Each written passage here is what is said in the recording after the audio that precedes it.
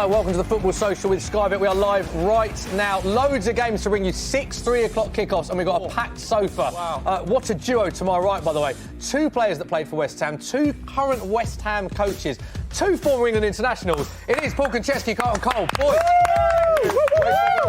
Carlton, this is your debut on the show, isn't it? Yeah, it is my debut. What's taking you so long? I don't know. You don't know? I've been seeing the lads coming on here. I think, let me have a little go. Love that. You know what I mean? So it's the right timing. Right timing. And you are watching one of your former clubs, of course, West Ham against Brighton. Big game that, isn't it, for West Ham? Yeah, massive game today.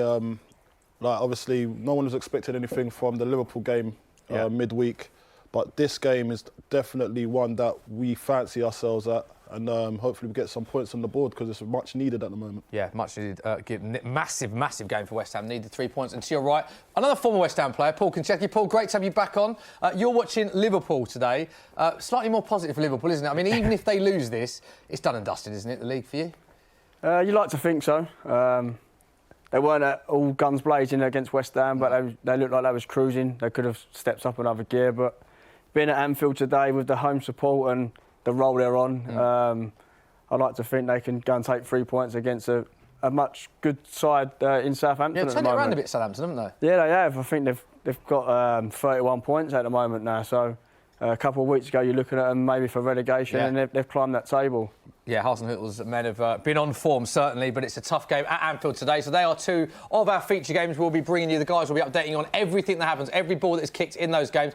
But we have 4 other games. Will Brazier, no one better placed than William to go over the other 4 games. We'll just remind the viewers the other 4 games that you'll be covering. Yes, I'll be watching Watford, Everton, Newcastle versus Norwich, Crystal Palace versus Sheffield United, and Bournemouth versus Aston Villa. Which one are you most looking forward to, Will, and why? Probably Bournemouth versus Aston Villa. Yeah. Just to see if Aston Villa can carry on their winning ways after a great result on Tuesday night. Yes, with your Birmingham City fan hat on there. No, just the journalist, mate. Just very new. It's very new. There we go. And of course, we want you guys to get involved in the show at home. Doogie is back on the show on Social Corner. Doogie, just remind the viewers how they can get involved. Yeah, get your best questions in the comment section of the Soccer AM and Football Daily streams, and I'll ask the best of them to our beautiful panellists. Yeah, there you go. There are the ways to get on in touch on your screen right now. Get involved, get in touch. No such thing as a bad question. Get them in for all of our guests. So here is a reminder of the fixtures that will be taking place today on the Football Social. Just a reminder that there was an early kick-off. Epic game this, actually. Leicester 2, Chelsea 2. So points shared at Leicester. The fixtures will be covering Bournemouth against Villa, Palace against Sheffield United, Liverpool against Southampton, Newcastle against Norwich, Watford, Everton, West Ham against Brighton, and Wolves travel to Old Trafford. That is in the evening game. 5:30 kick-off should be a good one, that. Let's have a look at what it means for the table so far. Once again, we've said this many times on the show, the Premier League table doesn't make for good reading if you are a Norwich fan. Rock bottom still, 17 points from 24 games. Watford and Bournemouth make up the bottom 3. But look at the points difference. 23 for Watford, 23 for Bournemouth, and 23 for West Ham, with Villa and Brighton just 2 points above them. So it's very, very tight at the bottom of the table. Let's have a look at the top. Paul, your former club, absolutely flying. 19-point lead, 70 points from 24 played. Goal difference of plus 41. Leicester following on from that draw with Chelsea remaining 3rd. Chelsea in 4th. So let's talk about a feature game, Liverpool. Carlton, let's get a sort of neutral's perspective. Do you see any possibility that they don't win the league, or is it just impossible to think otherwise? It's going to have to be it's got to be a miracle for them not to win the league. It's got to be the mess-ups of all mess-ups for them not to win this league this season. And my cousin, he supports Sar. I'll say his name, Sar. He supports Liverpool, and he says he's been waiting his whole lifetime for this opportunity to see them in this such a good state of form. And I think it's the right time for him to say, do you know what? We're going to be the league winners, and I just can't have it. I just don't like him trotting around my house. I know he's going to come in. He's going to come in my house with his boxer shorts on. Yeah, does he? He'll do that, and then just try and he'll throw his weight around. I'm not having it. You know what I mean? But this is what he does, and I've got a lot to deal with when I get home at the end of the season. You know, when I asked that question, I had no idea where that was going. It wasn't the answer I expected. But I've got other things in my mind. I like it. I know the consequences of Liverpool winning the league. Well, your cousin Si will want to know the team lineup, so we can give you the team lineup. This is the Liverpool starting lineup. Alisson in goal, back four, Trent Alexander-Arnold, Joe Gomez, Van Dijk and Robertson. What a back line that is. Midfield three of Wijnaldum, Fabinho and Henderson. And then front three of Firmino, Salah and Oxlade-Chamberlain, because Mane is, of course, injured. Let's have a look at the Southampton starting lineup. As Carlton alluded to earlier, they have been in a bit of form recently. They started McCarthy in go, Ward-Prowse, Stevens, Bednarek, Bertrand, midfield for Ginepro, Romeo, Højbjerg, linked with that deadline day move to Spurs, of course, did not prevail, so he remains at Southampton and he starts the game. Redmond on the left, Shane Long and man in form, Danny Ings up top. Conch, looking at that lineup, where is the obvious worry? You'd say Danny Ings, wouldn't you? Because he has been in form recently. Yeah, I would say so. He's a bit like a fox in a box at the moment. Every chance that falls to him seems to hit the back of the net. So if he gets a chance, maybe Liverpool got to be careful in that. And Nathan Redmond, I think. Yeah, good season. You don't think he's having a good? He's done all right. I think he's got a few assists, so him and Danny Ings can link up, and they might surprise Liverpool, but I doubt it very much so. Looking at pictures now of Danny Ings warming up, looks very relaxed. Carlton, as a former striker yourself, did you find this, because he's obviously played at Liverpool, going back to your former club, did you have a bit of extra drive going back to your former club, wanting to prove a point? Was there any extra motivation there? To be honest, as a pro, you always got that extra drive anyway. Do you know what I mean? But yeah, you always do want to play and score against your former clubs. It's just something that's in you. You know what I mean? Like, you've done it before. But you know what? I didn't actually do that. I stayed loyal all the way to the end. You know what I mean? I played for you. I don't want to score against you. Like, you know what I mean? So that was my excuses. Conch, were you the same? You just thought, I'm not going to score, get the respect? No, to be fair, I did. When I went to Fulham and I obviously scored against West Ham at Upton Park. I remember it. But I wasn't lucky enough to score many goals, so when I did score, it didn't matter who it was against. It was a privilege to score. Got to celebrate. But it's all about the celebration, though. Yeah. You celebrated. It is all about the celebration. He did like But celebration. to be fair, it was a cracker. Yeah? Remember it? I do, yeah. It was a cracker. Yeah. But I didn't score many, did I? So when you did, ones I did, you I got had to celebrate. Yeah, fair enough. As well as all of this, we do bring a group bet to you, like we always do on the Football Social. This is what the panel have predicted. So, Will, Bournemouth against Villa. Of course, he's gone with Bournemouth to beat Villa as a Birmingham City fan. I have gone for Sheffield United to beat Palace. There's some tough fixtures to call here. Paul, you've gone Liverpool to beat Southampton, one of your former clubs. Called for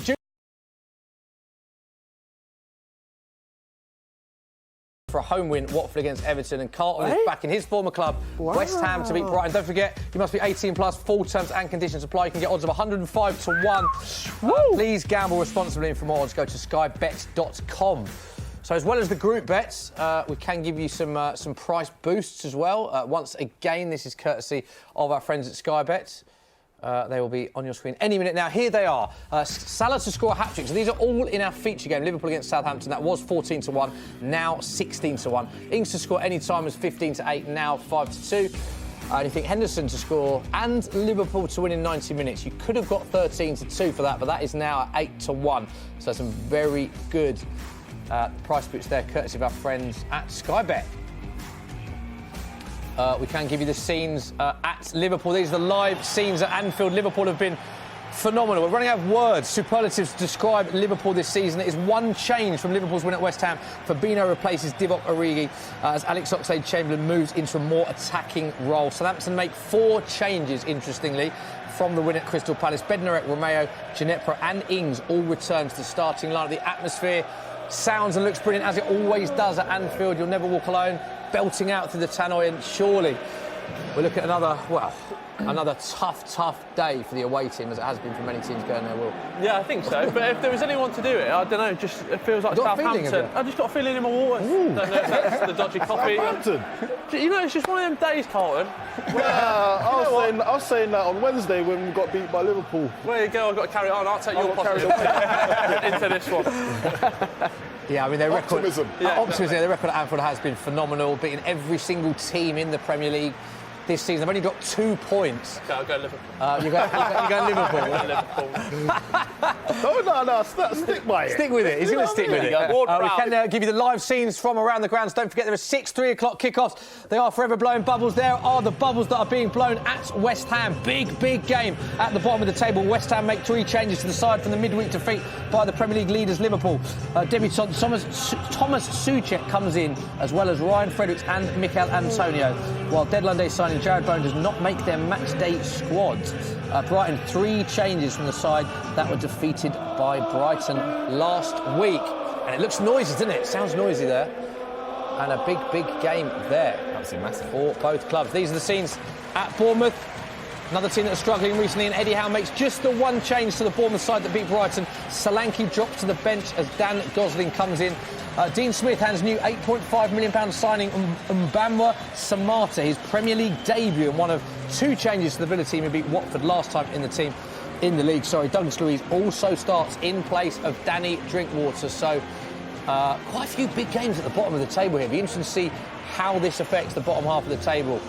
And I'm sure that a lot of these teams will have one eye, or one ear, should we say, on the other results. Let's have a look at the live scenes at Vicarage Road. Here we go, teams are out. Watford versus Everton. Watford making 1 change to the side, beaten at Aston in their last league game in the dying minutes. We were here covering that game on the Football Social. The change is Craig Dawson replaced by Christian Kabasele. Everton 3 changes from the home draw of Newcastle. 2 late goals for Newcastle. Richarlison, Sigurdsson and Iwobi replace Keane, Schneiderlin and Bernard. And that's not all, because there's another game at St James's Park. Here are the live scenes. Newcastle make 3 changes from the 2-2 draw at Everton. New signing Nabil Bentaleb starts alongside Deandre Yedlin and Alan Saint-Maximin. The Longstaff brothers and Christian Atsu drop out. Norwich unchanged from the side that lost 2-1 at Tottenham in their last league game, and Norwich badly need a win. Sit rock bottom of the Premier League table. Our final game is at Selhurst Park. It's Crystal Palace against Sheffield United. Here are the scenes. Players coming out of the tunnel. Palace make 4 changes to the side that lost to Southampton at Selhurst Park. Van Arnholt, Ward and Benteke all return from injury, while skipper Luka Milivojevic is back from suspension. Chris Wilder, on the other hand, makes just 1 change to the Sheffield United team that lost 1-0 at home to Man City. January signing Sander Berge handed his debut for the club. There we go. So those are the live scenes. Doogie, we were talking earlier about winners and losers in terms of teams in the transfer window. I think it's fair to say it's quite a hard one to answer. There was no obvious team that had an amazing transfer day because it was fairly quiet. But Sheffield United looks to be one that have done quite well. And given the start they've had to the Premier League season, it's quite an exciting time to be a Sheffield United fan. Yeah, I mean, it's been a remarkable start to the season. I mean, I've been left with egg on my face. I thought they'd go down at the start of the year. But they've been awesome, and like their team chemistry, the cohesion they've got. And then they've added someone of the quality of Sander Berge, who... Rumours had it Liverpool were looking at, Man United were looking at, because he excelled in the Champions League. I think it was in their loss to Liverpool for Genk in a 2-1 defeat, and Klopp said, I like the look of you as a player. So for Chris Wilder to get this through the door for 25 million, young player, got all the chance of developing in a settled side, I think it's a great move. Yeah, all of our games have just kicked off, incidentally. Brighton straight on the attack at West Ham. Chance! Oh, Carlton, talk us through that. Big early chance for Brighton at West Ham. Yeah, I think that was... Yeah, Moy, he's a dangerous player. Yeah. So I think the boys need to get a grip look. Oh, wow. Here's a replay now. This is in the first minute of the game. Yes, we need to be on the front foot here. Obviously, we're at home. This can't be happening. Should he do better, Moy? Free header as well. To be honest, he's got to do a lot better than that. Free header. It's free header about 7 yards out. Oh, mate. The goalkeeper's just planted a big let-off for West Ham. That's a big let-off, and I think that should shock our boys into action now. And earlier you were smiling because just before kick-off they were showing Carlton Cole goal on the big screen. Yeah, I was. Which goal was it? I don't even know which one it was, to be honest. Too many, there was a few up there. Love that. Well, we didn't see one of your goals, though, on the big screen. No. That's that game. I think I only scored one for West Ham. Against I don't remember it. Against Sunderland, yeah. Premier League classics. Premier League classics. Before the game as well, we did see Jared Bowen being displayed to the crowd. Big positive reaction to that. What do you make of that signing? It seems quite a good signing, bearing in mind not a lot was done late on in the window. I think he's a brilliant signing, to be honest. Like, he's young, 23. He's looking to develop in his career. And the thing about it, people are saying, oh, how comes he's gone to us because we're on a landslide? But he thinks that we're going to be staying up. So obviously that's why he's come to us. And hopefully he does the job. And I think Haller will definitely benefit from him as well. Do you think? Yeah, because he's a willing runner to go beyond. Right. Haller likes it into chest, like how I used to play. He's not really a runner in I behind. think they'll complement each other's game. They'll complement each other's game. And the only person that we have in the squad that actually runs in behind a lot would probably be Mikel Antonio. Yeah. And he plays well with Haller. So hopefully he gets the best out of Haller. OK, all of our games, no goals so far. We're into the 3rd minute of all the 3 o'clock games. Let's go to Doogie on Social Corner. Have you got any questions from the viewers, Doogie? Yeah, we do. First one is from Godzilla Punch, and they want to know, lads, get used to some of the get ready for these names. YouTube names, they're all over the place. Okay. Anyway, they want to know, what are your best stories from deadline day as a player? It doesn't necessarily have to be one of your own moves. I think I might know what's coming here, Carlton. All right, I've got one. Yeah. Far away. All right, so basically, it was deadline day, obviously. Heard that West Brom was after me. I was at West Ham at the time. West Brom was after me. And something happened. I had a chance to go to West Brom or QPR. I chose West Brom. I've gone up the motorway. I've been told I can go.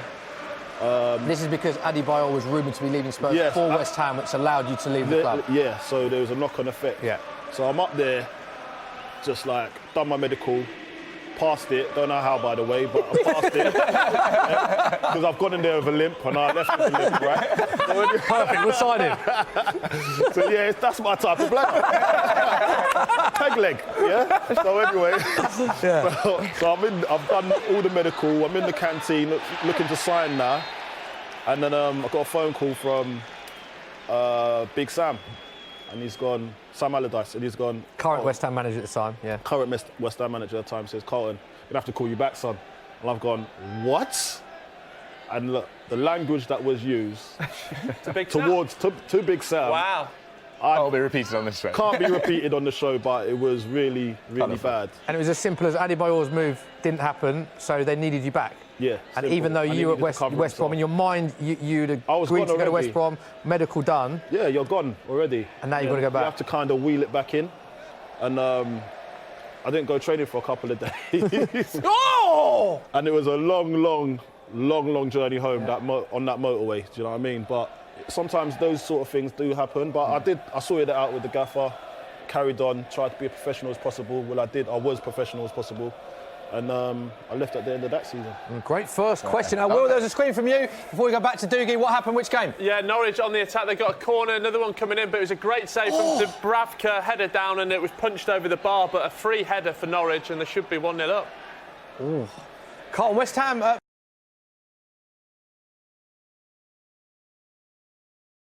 I think Antonio. Corner West Ham. Antonio, a massive player for us. I think when he's playing, we're a much better team. Here's the replay of this free kick. Talk us through it. It's offside, didn't he? Ooh. Good save. Yeah. Still 0-0. Corner for West Ham. Will, any other chance in any of your games? No, but interesting one down at the Villa. Obviously, Nyland had an absolutely unbelievable performance in midweek with those 3 magnificent saves, but he's been dropped, and Pepe Reina's starting instead. Oh, Pepe's back, isn't he? Pepe Reina is at Aston Villa. Had a very good record at Aston Villa, interestingly, when he was playing for Liverpool. Right. Hoping to replicate that as a Villa player. Paul, injury in one of your games. What's going on in the feature game between Liverpool and Southampton? There's not a lot going on, but just a simple ball downfield from Arnold. Just clashed with Jordan Henderson, the big centre-half, the captain of Southampton. Looks a little bit late, but there was nothing malicious in it, to be fair. No. Is he going to be OK to carry on, do you think, Jordan? No. Yeah, I think so. It looks like it's a painful one, but he's... Right on the ankle bone, I think. I think he'll be rubbing He's a tough man. that one off. Doogie, great first question, by the way. Thank you. Got a very good story out of Carlton. So, any others you got for us? Yes, I do. I've got one from Abdullah Gawala, who wants to know, what did you guys make of United's transfer window? Obviously, they got Bruno Fernandes through the door, and a bit of a surprise move with Ighalo as well, coming in on loan. I think Bruno Fernandes definitely a great talent, and it was a move that we didn't actually think it was going to happen, did we? No, we did the debate, didn't we, on Monday? Because he played a game for Sporting, so we actually didn't think it was going to happen. Yeah, on Monday when we did the show, the initial bid for Man United had been turned down, and he was starting for Sporting Lisbon. So we had the chat, and yourself and Paul Merson and Danny Mills, we said it looked like if we started that game, it wouldn't happen. And the next day, United, so I think they probably looked at the possibility of losing him and just yeah, didn't want that to happen. I actually didn't think it was going to happen. Then it happened, and then you're thinking, oh, brilliant signing. Then, last night I'm looking at I'm looking at the TV and I'm seeing the Igalo's going over there. I'm like, Igalo, is it the same one that was at Watford? It was the same one. That went to China. And what a move for him, by the way. It's a dream move. I thought it was speculation. I just thought someone just put. Did you? Yeah, but I didn't really think it was going to happen. I woke up this morning, checked my phone, and he's gone. So it was unbelievable. Contrary, do you make of that move? The Igalo one. I think Solskjaer wanted a centre forward. He made it clear, and I think he wanted Josh King at obviously Bournemouth, but for some reason didn't happen. I think he had Josh King when he was in Norway as well, when he played in Norway. Yeah, for the Norwegian. So Josh King was at United briefly, wasn't he? So he obviously knew him, and that's the player he wanted. So obviously that one didn't come off, and he maybe went to plan B or C. Yeah. It's a weird one. I think Man United fans will give him the benefit of that if he comes and scores some goals. Definitely. First goal of the game! Who's it gone to? Vicarage Road, and it's Watford 0, Watford 1, Everton 0. What a way to start. Ball worked down the left-hand side, just trying to see who it was, but it was brought in and it bounced up nicely, and it was sort of on a half volley. It's been put in the side netting. That's when you know it's a good one. You just saw the dugout there cheering that. Nigel Pearson had a great run of form recently since he's come in. It's a big, big goal for Watford, that. That's Messina. And here's the replay. Will talk us through this first goal of the day for us on the Football Social. Yeah, switch of play. Ball comes all the way around. Delafeu with a delicate touch. Brings it back into his right. Sees the run of your man there, Doogie. Messina. And then Messina later. Oh, good. Works on two levels, just about. It's 1-0 to Watford. Colton Leicester. Colton Leicester goes for that. Hits the back of the net. Lovely goal. We're just seeing, there we go, nice slow-mo replay of that. Look at that ball in there. Lovely finish, that, Carlton. Lovely one finish. that you'd be proud of. I would be. It's a really good finish. Hits the bottom corner. Purchases some good. On his lefty. Is he left-footed? Is he left-footed? Yeah. I used to score like that on my left foot. I'm not left-footed. I'm actually right-footed. Loving the Carlton Cole stories. Hopefully more will come. There we go, 1-0 Watford, and we just saw scenes of Nigel Pearson in the dugout applauding that. Interestingly, Nigel Pearson is the guest on Goals on Sunday tomorrow, so make sure that. Another chance. What's going on, Will? Bournemouth had a penalty shout. Dan Gosling ran into the box, tried for the 1-2, and as he's going back for the second one, he's been blocked off by, I think it was Tyrone Mings in the area. Appeals for a penalty, not given. I personally would have given it. You would have given it? Oh, OK. But I don't know if that's based on any refereeing knowledge or expertise. Just seen the goal. See, this is what I was talking about Antonio. Chance to Liverpool cross. Yeah. Oh. So this is what I was talking about of Antonio. He's a willing runner to go in behind any defence, and then you'll get someone like a quarterback in and playing him the ball in behind the defence, and no defender likes facing their own. Play against that. Yeah. No, they don't like facing their own goal. Right. So they don't like running backwards. Be my witness, yeah. Of course, yeah. So this is what I'm saying. So that when he's playing, he's a vital component to the team. And I think we'll score a goal or two with him in the team today. Paul, we haven't spoken much about Liverpool. It's been quite a quiet start to the game. Yeah, very quiet. But they just had a chance, or half chance in the box from a corner. Fell to Salah, but just took too long to get his shot off. OK, so 0-0 still. Only the one goal of the day, and that has come at Vicarage Road. Big goal, Watford. Let's go to social corner while we await the second goal of the day. Yes, we have a question in from Liam Jones, and this is for Paul, who wants to know, was the heavy burden of being at a big club like Liverpool, where you're expected to be title contenders each year, but obviously having never won the Premier League, really felt in the dressing room at the time you were there? That's pressure. Yeah, being at a big club, I think you're always expected to be contending for the Premier League, especially a club of Liverpool's calibre.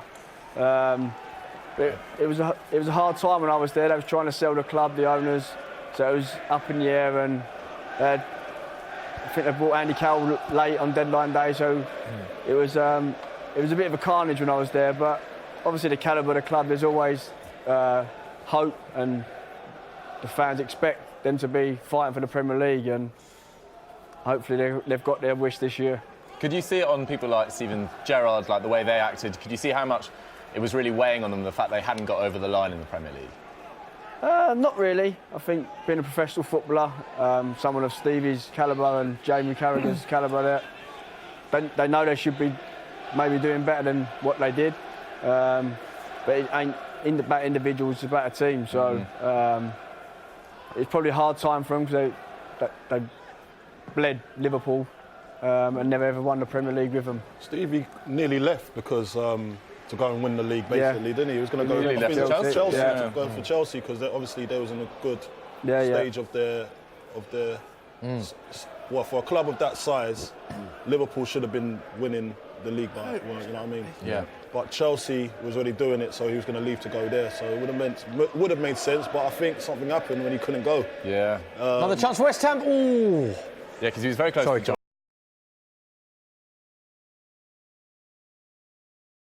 Obviously got really close with Rodgers as well. So, but it looks like it's going to happen this year for sure. Another chance for Carlton. A bit of a half chance this, wasn't it? But again, another free kick that has troubled Brighton. Yeah, so for me, I think once we get that first goal, it's going to be plain sailing for us. I don't think Brighton's got enough for us. You think the first goal similar as that, it's all West Ham if they get the first one? Definitely.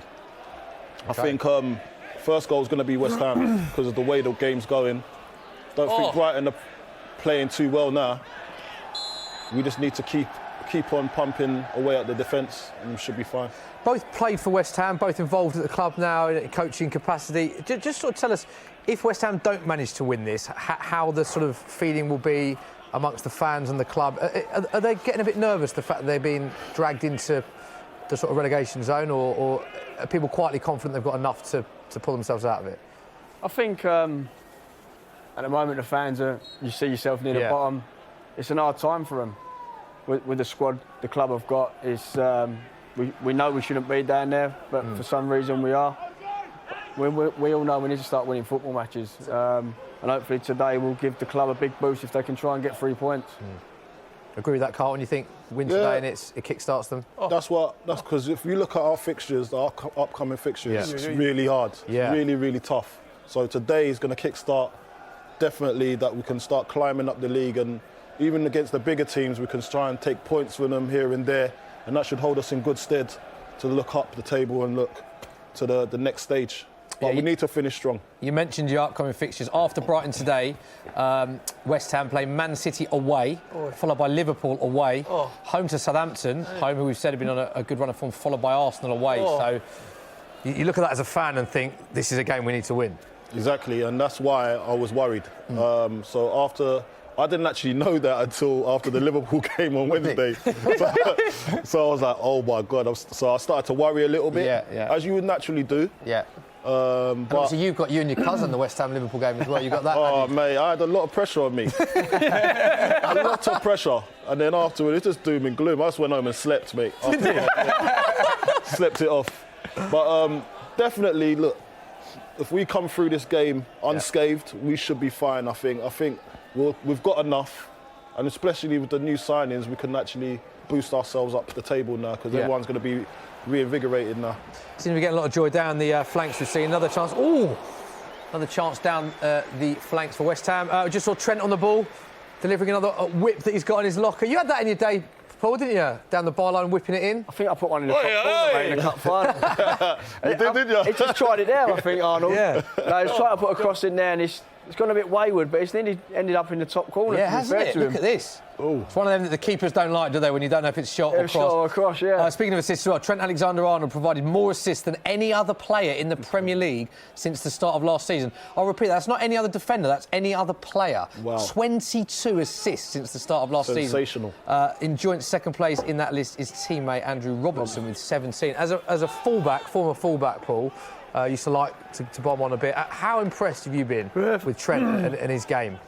Yeah, unbelievable. And he's just a phenomenon, isn't he? You can see he wants to get forward and attack and make goals and wants to score goals. He's been unbelievable. Both fullbacks, to be fair, for Liverpool have been up there for the last 2 seasons, probably the best 2 fullbacks in every team. Yeah, top 2 players. As we said, Trent Alexander-Arnold with a cross-come shot onto the top of the net. Will, bit of a scream from you. Just give us an update. What happened in your game? Yeah, all Norwich at St James's Park. The Bravka's been pulled into another amazing save. Ball on the edge of the area. It was sort of nothing, and then all of a sudden, 1-2, Pookie out of his feet, and then it was a half volley, which was tipped over the bar. Another Norwich corner, whipped in. Keeper's not come. Cleared. Back in, over the bar. 0-0. No goals scored. Palace, Sheffield United. I'm just conscious that I gave my prediction for that and haven't heard a lot about that game. Anything of note that's happened at any point in this first 18 minutes of that? Quite a lot of people in the crowd wearing sunglasses, which you'd have to question at this time of year. In February. Is it February now? February, yeah. It is bright day, but is it a need for sunglasses? Probably not. But apart from that, ball whips in by Crystal Palace.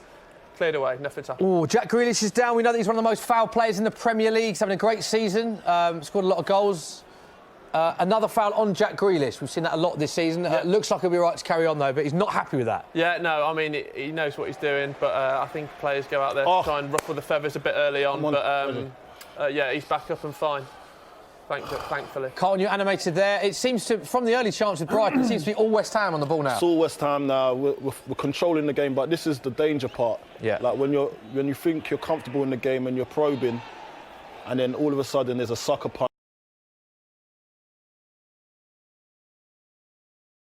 Nearly with a debut goal, it would have been nice, lift the spirits of the team. But when you've got this much possession, it's very vital that you have score. To take a chance, You've surely. got to take your chance. It was like with me with the kids today, when we was coaching with Gerard Prenderville. Like we've had a lot of possession. Liverpool chance. Then, come back to the minute, Carlton. Big chance for Liverpool. Mo Salah. Paul, talk us through this chance for Liverpool. It's another ball from Arnold into the front. handball. Chamberlain. I'll say that's a just handball. knocked it down. Salah shot with a deflection. Carlton saying that Salah controlled this with his hand. That's a handball. Sorry. That was a handball too. With his hand. That was a handball. The Ox with his hand. And Salah with his hand. They're winning the league. But they didn't give it. They didn't even give it. We'll see. Neither. The Ox and Salah with their hand. Would you have given that, Paul? With today's VAR and stuff, I think they'd give that as a penalty. No! I think they're looking at it right now, if I'm honest. Yeah, Højbjerg and Stevens are complaining about something. Imagine No, it's a corner. It's a corner. So no handball. No handballs given, even though we saw. So if they score from this, Liverpool corner. You won't be happy, Carlton, if this goes in. I won't be happy. Okay, Paul, go on, talk us through this corner. Arnold puts it in. Oh, disappointing corner. But it's another corner, so it's still from that incident. Danny Ings. Which could have been two handballs. Are you amazed they didn't give that? Because to be fair, Carlton, you said that straight away before we saw the replay. Straight away. I think now with the VAR, they keep going back to that. Anything that touches your arm, it's handball now. So. Just cleared. Big chance for Liverpool, and the danger has been semi-cleared. It's been pumped back into the box. It's not gone away yet. Oh, what a pass. Tell me, with the VAR, go on. If it is a handball, so if that's a handball now, they ain't going to use the VAR for that, will they? They looked at it, I think. You think they looked at that? What's the question, sorry? If they give it as a handball? No, VAR, so if it's gone out for a corner kick, so it's still an advantage to... Once the corner kick's been taken, they then can't go back and change the decision. Oh, really? From a previous incident. But it looked like they looked at that handball. Did they? Right, so I was looking at all the games. Handball? The referee didn't see it? They can communicate with the referee on any of them. It's like with penalties, they can. But with regards to a lot of decisions, it's only if it's a clear and obvious error that they overturn it. So. Okay. But you said straight away handball. It wasn't given. I won't be able to play in this era. I'll be scratching my head all the time. Like that. The other issue with VAR, Carl. Big chance! St James's Park will. Yeah, Joe Linton's nearly scored, and then it was a great save by Crawley in the Tim Krul derby. He's pushed it back out, and it is Almiron coming in late. Not an open goal, but he should score, and he's put it wide. Hit the target. Yeah, it's a big problem for Newcastle. They don't score many goals. Joel Linton scored just one goal in his last 24 appearances, and that was against Rochdale in the FA Cup. Almiron scored 3 goals in his last 6 appearances, but failed to score in his first 26 games for the club. Andy Carroll not scored in his last 27 Premier League appearances, so it's an area they need to improve on. See, this is what I'm saying. And they've missed 3 of the last 4 penalties. The goals for stats don't sound good for Newcastle, do they? Well, all of them sounding pretty bad. Who's the striker? Joe Linton. Joe Linton. I just said Joe Linton scored one goal in his last 24 appearances against Rochdale in the FA Cup. Look, if that was me, Southampton chance. If that was me, I'd be getting strung out, mate. I wouldn't be playing the next game. There's no chance. If I weren't scoring any goals or contributing, I wouldn't be the prize quiz that we can give you on your screen right now. We just saw a chance to that. Straight down the other end for Liverpool. They just cleared Danny Ings. We mentioned that he is playing against his former club. He is a man in form as well. to score the first goal. That is a price boost of 8-1 with Sky Bet. Don't forget, it must be 18 plus full terms and conditions apply. Chance for Delph. Oh no! No chance for Brighton, Carlton. Carlton, Cole, talk us through what was a big chance for Brighton. I just caught the last bit. Like, I just see him running in on goal. I saw Seb Haller holding his head, but I didn't know what had happened before that. Here's the replay. It's very much on the counter-attack here. Okay, so it's a counter-attack. Oh, it's a great run, to be honest, and a great ball outside the boot. Should he be scoring here, Carlton? Yeah, that touch there killed him. That touch killed him, and then he's got to be putting that right near the goalkeeper's feet. Quite a weak shot. And Fabianski he hardly even dives. You know what I mean? They always say go for the keeper's legs. Because they naturally they want to go down with their hands, and they can't sort their feet out because it's planted. So you got to go close to their legs. But he just done it there, which was a bit of a nothing shot, really. Poor chance. So although West Ham, you said, have been dominating the game, Brighton have had 2 big chances in this match. This is what I'm saying. So when we got so much possession, as I was saying with the kids today, we had so much possession, but the killer is that we given away possession at the wrong time, and then they gave us a sucker punch. And they went on and counter-attacked and scored, and it killed us 3 times today. And what was the final score? It was 3-2 Yeah, we lost. So but we had all the possession. Really? Do you know what I mean? So this is what I don't want to happen today. Yeah. Taking advantage of those moments. Dougie, let's go back to your social calling. Remind viewers how they can get in touch. Yes, make sure you are subscribed to Soccer AM and Football Daily to start with, but get your questions in the comment section of both streams, and I will ask the best ones to our panellists. The next one comes from Mr. Cookie925, who wants to know, Carlton, were you surprised that Chelsea didn't make any signings this window, considering that ban was overturned? Thought it got in. I said something earlier before the window opened, like when the rule got overturned for them. I think they went. The transfer embargo opened up for them. I was like, that may be a curse for them if they go out and because they were doing well at the time. Do you know what I mean? So I don't think they actually needed something. All I think they needed was to galvanise the team. And if they was going to get anybody, go and get a centre back, a central defender, because. And I was thinking about Ake from Nathan Ake. I think they've got a buyback clause. Yeah, for Nathan so it's 40 million or something like that. So, which isn't a lot in today's market. No, it's not. So I would have gone for him if I was going to do, but I knew that Bournemouth ain't going to let him go, especially in the position they're in right now. So I think they'll just rather wait and do business later because the pressure's not really on them. They're doing well at the moment and they're overachieving, I think. And I think he's done well, Frank. So I think the big question seems to be whether if Giroud went out, then they bring in a striker, but that didn't end up materialising. So yeah, well, Tariq Lamptey's gone to Brighton. I was quite surprised at that as well. I was surprised at that because he's up and coming, but then you got Reece James. You got Reece James in the same position, who they've just signed a 5-year contract. So probably he's pathway to the first team, and they could go in the summer. They could probably go out and buy like a seasoned pro right back as well, or you know what I mean, or a left back, whatever position they want. So he probably looked at it and said, I'm not going to sign a new deal here, because I know he got offered a new deal, Tariq, but he didn't want to take it. Yeah, he got offered one, but he didn't want to take it. So because he played well in his debut against Arsenal, I think it was. He done really well. Stage, so I was surprised at that one as well. Hopefully he gets some minutes under Potter. That'd be good. Yeah. I know what you mean about, because I said I felt that the fact that they had the transfer embargo in the summer actually aided the development of a lot of like Mason Mount, Tammy Abraham, because I was certain that if they hadn't had that transfer embargo, just my opinion on it, but I think Chelsea would have tried to buy a striker and Abraham's game time and development would have been limited. Yes. So the fact they didn't have that, I thought it was almost a blessing in disguise. Yeah, it was. That it allowed them to develop. Having said that, I did think they would have bought something in January. But I think what the transfer window in January proves is how hard it is to get your right player. I mean, look at Tottenham spent... How many strikers were they linked with? And, you know, linked with you nearly, weren't they? Everyone else was linked with. I did offer my service. Did you? And I've done it on Sky Sports as well, but I still didn't get a phone call. You know what I mean? Love it. Brighton again. Ooh. Brighton just finding a bit of joy here, Carl. Finding a bit of joy, yeah. I'm worried. Get it across. I'm worried now because, here we go. Another header, Carlton. We've said it's been all West Ham, but Murray now with another chance. This is no! This is really what I'm scared of at the moment, because you got all the possession and then you just get a sucker blow like this and it just knocks the stuffing out of you. And it's another... that could have been an easy goal. They've had two good headers, good opportunities to score. And we've seen Glenn Murray score from that range. Chance in one of Will's games. Will, we heard a yell. What was happening? Yeah, it should be 1-0 to... Oh, big miss, Bournemouth. The right-hand side, Harry Wilson gets a 1-2. Low ball. He's got to be scoring there. Dan Gosling on the 6-yard box. And he knows, Will, look at his body language. He's crunched Look up. at that, Carlton. He knows he should have scored that. Like he's not got a Yorkshire on his roast dinner and he's asked for one. And a half chance for Southampton, Paul, was there?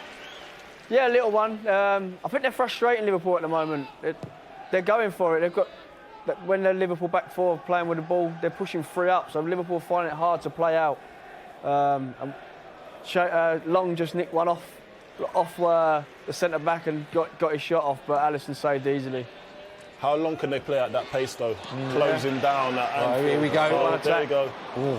So it's hard when you go Anfield, I know that, mate. Sometimes you don't maintain it for 90 minutes. Maintain it for 90 minutes is hard, so we'll see how long it takes. They're just going to have to just... Grealish? Oh! Another chance. Grealish has his slicked curtains hair in his hands. Will. Yeah. Chance for Villa to take the lead there. He did that about 5 minutes ago and the ball went a bit further wide, but this time he's getting his range even closer. On the left-hand side, dances his way onto his right, and it's a sort of a cross-come shot, and it's just gone past the far post. But yeah, Bournemouth didn't take the chances, and they're very vulnerable at the back. It's ones that keepers hate, isn't it? They don't know if someone's going to come for it or not. You leave it, and then, fortunately, it doesn't go in the back of the net. Oh, Liverpool! Guys, kick here for West Ham. Go on, Carlton, stay with you. There we go! Yes!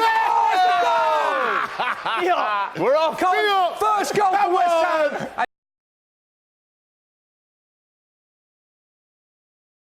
By the way, great ball, inviting, put it in the corridor of danger, they say. No, and here it is. Here is the replay. Straight in. Is it tight? I think he's okay. Souček. Here's the ball. Though he's not involved, Souček. They're definitely looking at that. Oh, it's fine. Yeah, but it looks absolutely fine. Lovely. Come on, the Hammers. Well done. Great ball in there. Great finish. And good finish, Carlton, as well. Yeah, Carlton Cole-esque. Liverpool win. That's Liverpool. Here we go. Paul, talk us through this, because we nearly saw an audacious little backheel flick goal for Liverpool. The danger's not clear. It's a penalty. No. Paul, there's a lot to update us on. Go on, tell us what happened that phase of play. But nearly a very special goal there. There's a deep free kick, and Van Dijk stays in the box, goes through and tries to backheel it into the goal. Look at this here. Look at this little backheel coming up. That's before this. Here he goes. Here's the replay. To the back, it was safe, but they're appealing for a penalty. Now, do you think there is enough of a penalty? VAR are looking at a penalty at Liverpool. Is this a penalty for you, Carlton? It's a pen. That's a pen for me. Yeah, he's dragged him down, 2 hands on him. The ref didn't give it originally, though. I think it's Shay Long on Firmino. He's not giving it. So just to confirm, the ref didn't give it originally, and it goes to Stockley Park. They're looking at it. There has to be a clear and obvious error from the referee for them to overturn it. That's so do you think because they didn't give it originally, it wasn't enough to overturn it? Yeah. It's surprising, but it is. But if he gives that, yeah, then it stays being given. So this is there's sort of still uncertainty with VAR that it's still going with referees. It's the first bit. I think Salah's put that in. Van Dijk. This should have been a special goal. Great save from a centre back. It was naughty. Little backheel flick was saved. Paul, we heard Carlton's view on that. Did you think that was a penalty? Yeah, even when I looked at it second time, I think it was Shane Long back there defending. Had both hands on top of the centre forward and dragged him down in my eyes. Yeah, and that's straight down the corner for Southampton. Southampton feel like they've been let off with that chance. VAR in one of the other games, Will. Yeah, violent conduct was the charge, not guilty. Billy Sharp was found of a dangerous elbow. It was just sort of them ones where he's trying to control the ball, get a bit of his own space and put an elbow in someone's face. Oh, that rhymed. Grealish! A lot of Jack Grealish you've seen at Bournemouth. All down that left-hand side. I think it's Simon Francis playing right back, haven't it? No, maybe Adam Smith. Your name. Great name, great bloke. Torrid time against Jack Grealish. You know what he's going to do, cutting on that right, but they can't stop it time and time again. Well, they did stop it on that. I'll tell you what, Mikel Antonio, star man again. Yeah. This geezer's unstoppable at the moment. When he plays, he's a bit of fit. Yeah, but he's not been fit. That's been, I think it's been a worry for West Ham, because when he's not playing, we're a totally different team. Is it almost a bit frustrating as a West Ham fan? Like, you your best players in terms of like form and putting passion on the pitch are always like Rice, Noble, and Antonio. Yet you spend 40 million on like the likes of Yarmolenko. Is that almost a bit frustrating to see? Yeah, for fans it might be, yeah. But do you know what it is? That's why I always say every team should have an English core. Do you know what I mean? The heart and soul of the club, so that understands what it means to lose, and it's got a touch of reality in them, where they know what it means to the fans for them to perform. Sometimes when you've got a few foreigners that come across, they don't understand the concept of crowd pleasing and and all the crowd wants from a team is to see some heart and passion. I think especially West Ham fans, Colin, don't they? Yeah, they're just... We were talking earlier. You know what, it's interesting weren't because me and Paul were having a similar chat when I was asking about West Ham fans, and you were saying that West Ham fans particularly like players that give their all on the pitch. Yeah. If I think they see you giving 110% for their club and for their badge, if that ain't good enough, then maybe they can not take that. But if they see you running around and tackling and showing some passion, I think, especially West Ham fans for me, I think... You found that particularly with West Ham fans more than other clubs you played for particularly? Yeah, of course. And I think they pay a lot of money to go to the games and run around for them. Yeah, that's the least of what they want is you to run around. Because that's what they would do if they had the opportunity. Do you understand? It was only when I got to West Ham I started to realise how much it meant for them to see you working hard. And look, you might not be the skillfulest player, but as long as you're working hard and you're leaving everything out on the field, they'll forgive you. Right, there you go. Interesting insight into life at West Ham. Currently lead 1-0 at Brighton. Doogie, let's go back to you on Social Corner. Yeah, we've got a question from Maze Gamer who wants to know who is, for you guys, the most underrated player and manager in the Premier League? Carlson, who do you think is the most underrated player at West Ham, for example? Underrated player? Oh, what a tackle that is. For me, Antonio. Yeah, that's a good shout. I think Antonio's really underrated. Like, what he does... Yeah, look, until I started watching him properly, because I wasn't watching before, but now I'm watching because I've done my badges now and I see what players can bring, different players can bring to the... Obviously, he's not the most technically gifted, but what he does bring is that guile and energy and that tenacity that some players just don't have, even if they've got the skills. So he's definitely he just flies under the radar, but every West Ham player appreciates him. Nice. And Paul, what about you in the Liverpool side? Who's the sort of unsung hero of this Liverpool side for you? It's a tough one. Yeah. Especially this season, it's really tough. Robertson? Would you say Henderson's a bit Henderson. I was about to say Jordan. Yeah. He does all the dirty work. Yeah. Lets the other players go and play, and because he probably don't score as many goals, but he does a nitty gritty, and he run for a brick. Chance for West Ham, Carlton. It's a Bonner. I'm caning him later on. Come on, this is a good friend of yours has just missed a chance. I'm caning him later on. He's just hit an air ball, mate. And you can reveal the player is, of course... It's Mark Noble. Your good friend Mark Noble. He's done everything right here. Lovely weighted pass there. Shame it's Sogbonna there. But he's done well to find him. Mate. Straight through the lane. Completely mishit Listen, it. I've done a lot of things, but I ain't done that before. On live TV, I've never done that. I've done it on the training ground. VAR, one of the... Goal of Bournemouth! Will Ranger talk us through it? Get it in! It's top billing! Phil Billing has scored for Bournemouth! 1-0 to them in this crucial crunch relegation battle. They lead, I think it was from a corner, and with Watford winning at Vicarage Road, how vital is that? Here's the replay, Will! Free kick in, keeper's not come, they've not cleared the danger, comes all the way to Simon Francis. Has it gone out of play? Gone out. Have a little bit. Have a look at that. Works it onto his left. What a Billing ball. rises. No, he doesn't. It comes back to him. Low finish. Great goal. Finish. Ball in the side netting, and they probably will check that for VAR because I don't know if the ball went out. What a setback, though. Dangerous free kick here as well at Anfield. Great ball. Yeah, and a chance for Brighton as well. Ball whipped in. Fabianski picks it up. Right. That's why he's in next, man. West Ham fans love Fabianski, don't they? Love He's just Fabianski. a domineering character, man. What a really finish good. that is. But he picked the ball. What a player. Managed to catch the ball. Let's go to Paul Konchesky because there is a chance. Just in a chance. Palace corner at Crystal Palace right now. Goal at Bournemouth. Safe from Fabianski, but we'll go to Paul because there's a free kick in a very dangerous area at Liverpool, which after 37 minutes, Paul, is still 0-0. Yeah, like I say, I think Southampton are frustrating Liverpool, and they're getting very frustrated.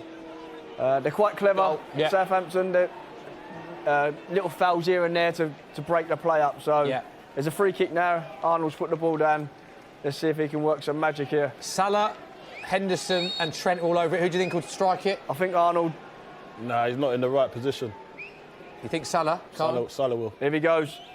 Oh, he has. Oh! I told you he's not in the right position. That's why it went there. I think it's hit the wall. It's hit the wall. Just have a look at it again. Trent started run up. Yeah, it's off the wall. Okay. It's one of them, actually, when you look at the replay, it's miles wide, but it was going I think it's really close. Yeah. Another chance, West Ham. Naughty. Danger is cleared. A bit of an incident in the Watford game, Will. Watford-Everton. Strong challenge here. Well, that goes back about 5 minutes ago. Digne put one on Pereira and they did a little VAR check for a red card, not given. Pereira's obviously trying to give one back. And down at Palace, George Baldock just went a little bit over, a little bit naughty on Wilf Zaha, who does get a bit of treatment. Another player that has been fouled a lot this season. We've spoken about Jack Grealish previously, Wilfried Zaha always the case as well. Liverpool on the attack again. It seems like Trent on the ball. That'll be a foul, and it's a free kick Southampton. Paul, looking at Liverpool, everything's going their way. They've been fantastic all season. Just look at the body language of some of the players. You used the word frustrated earlier. They seem to be a bit frustrated with how stop-start the game is and Southampton slowing it down. Are you getting that as well? Yeah, I am, and the fans are getting a bit umming and ahhing, but I think Southampton are doing it well. They're breaking up play. If they have to foul them, they're doing tactical fouls, and Liverpool can't get in their flow at the moment. Do you think this would have been the game plan from Hasenhüttl? They know that technically Liverpool edge it in that side. Yeah, I think so, and I think, like Coley said, how long can they do it for? Yeah. But these little tactical fouls are frustrating Liverpool and the fans. And hold on, Ings is in. Go on, Danny! Go, Danny!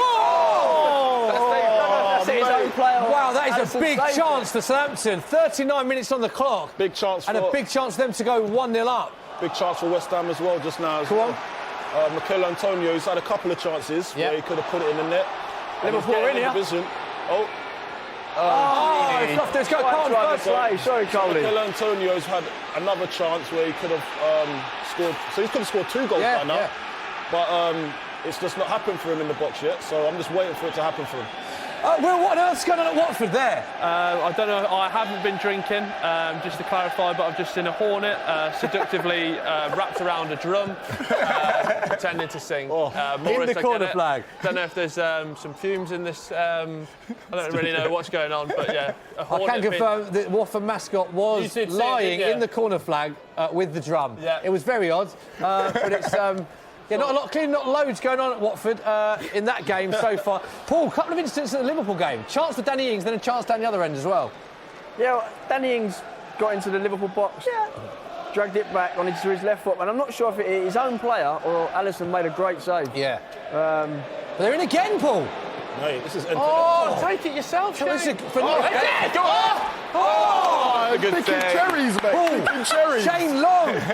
Worrying few minutes for Liverpool. Yeah, they've got to get to grips. Him and Van Eyck and Gomez are too far apart. Watford!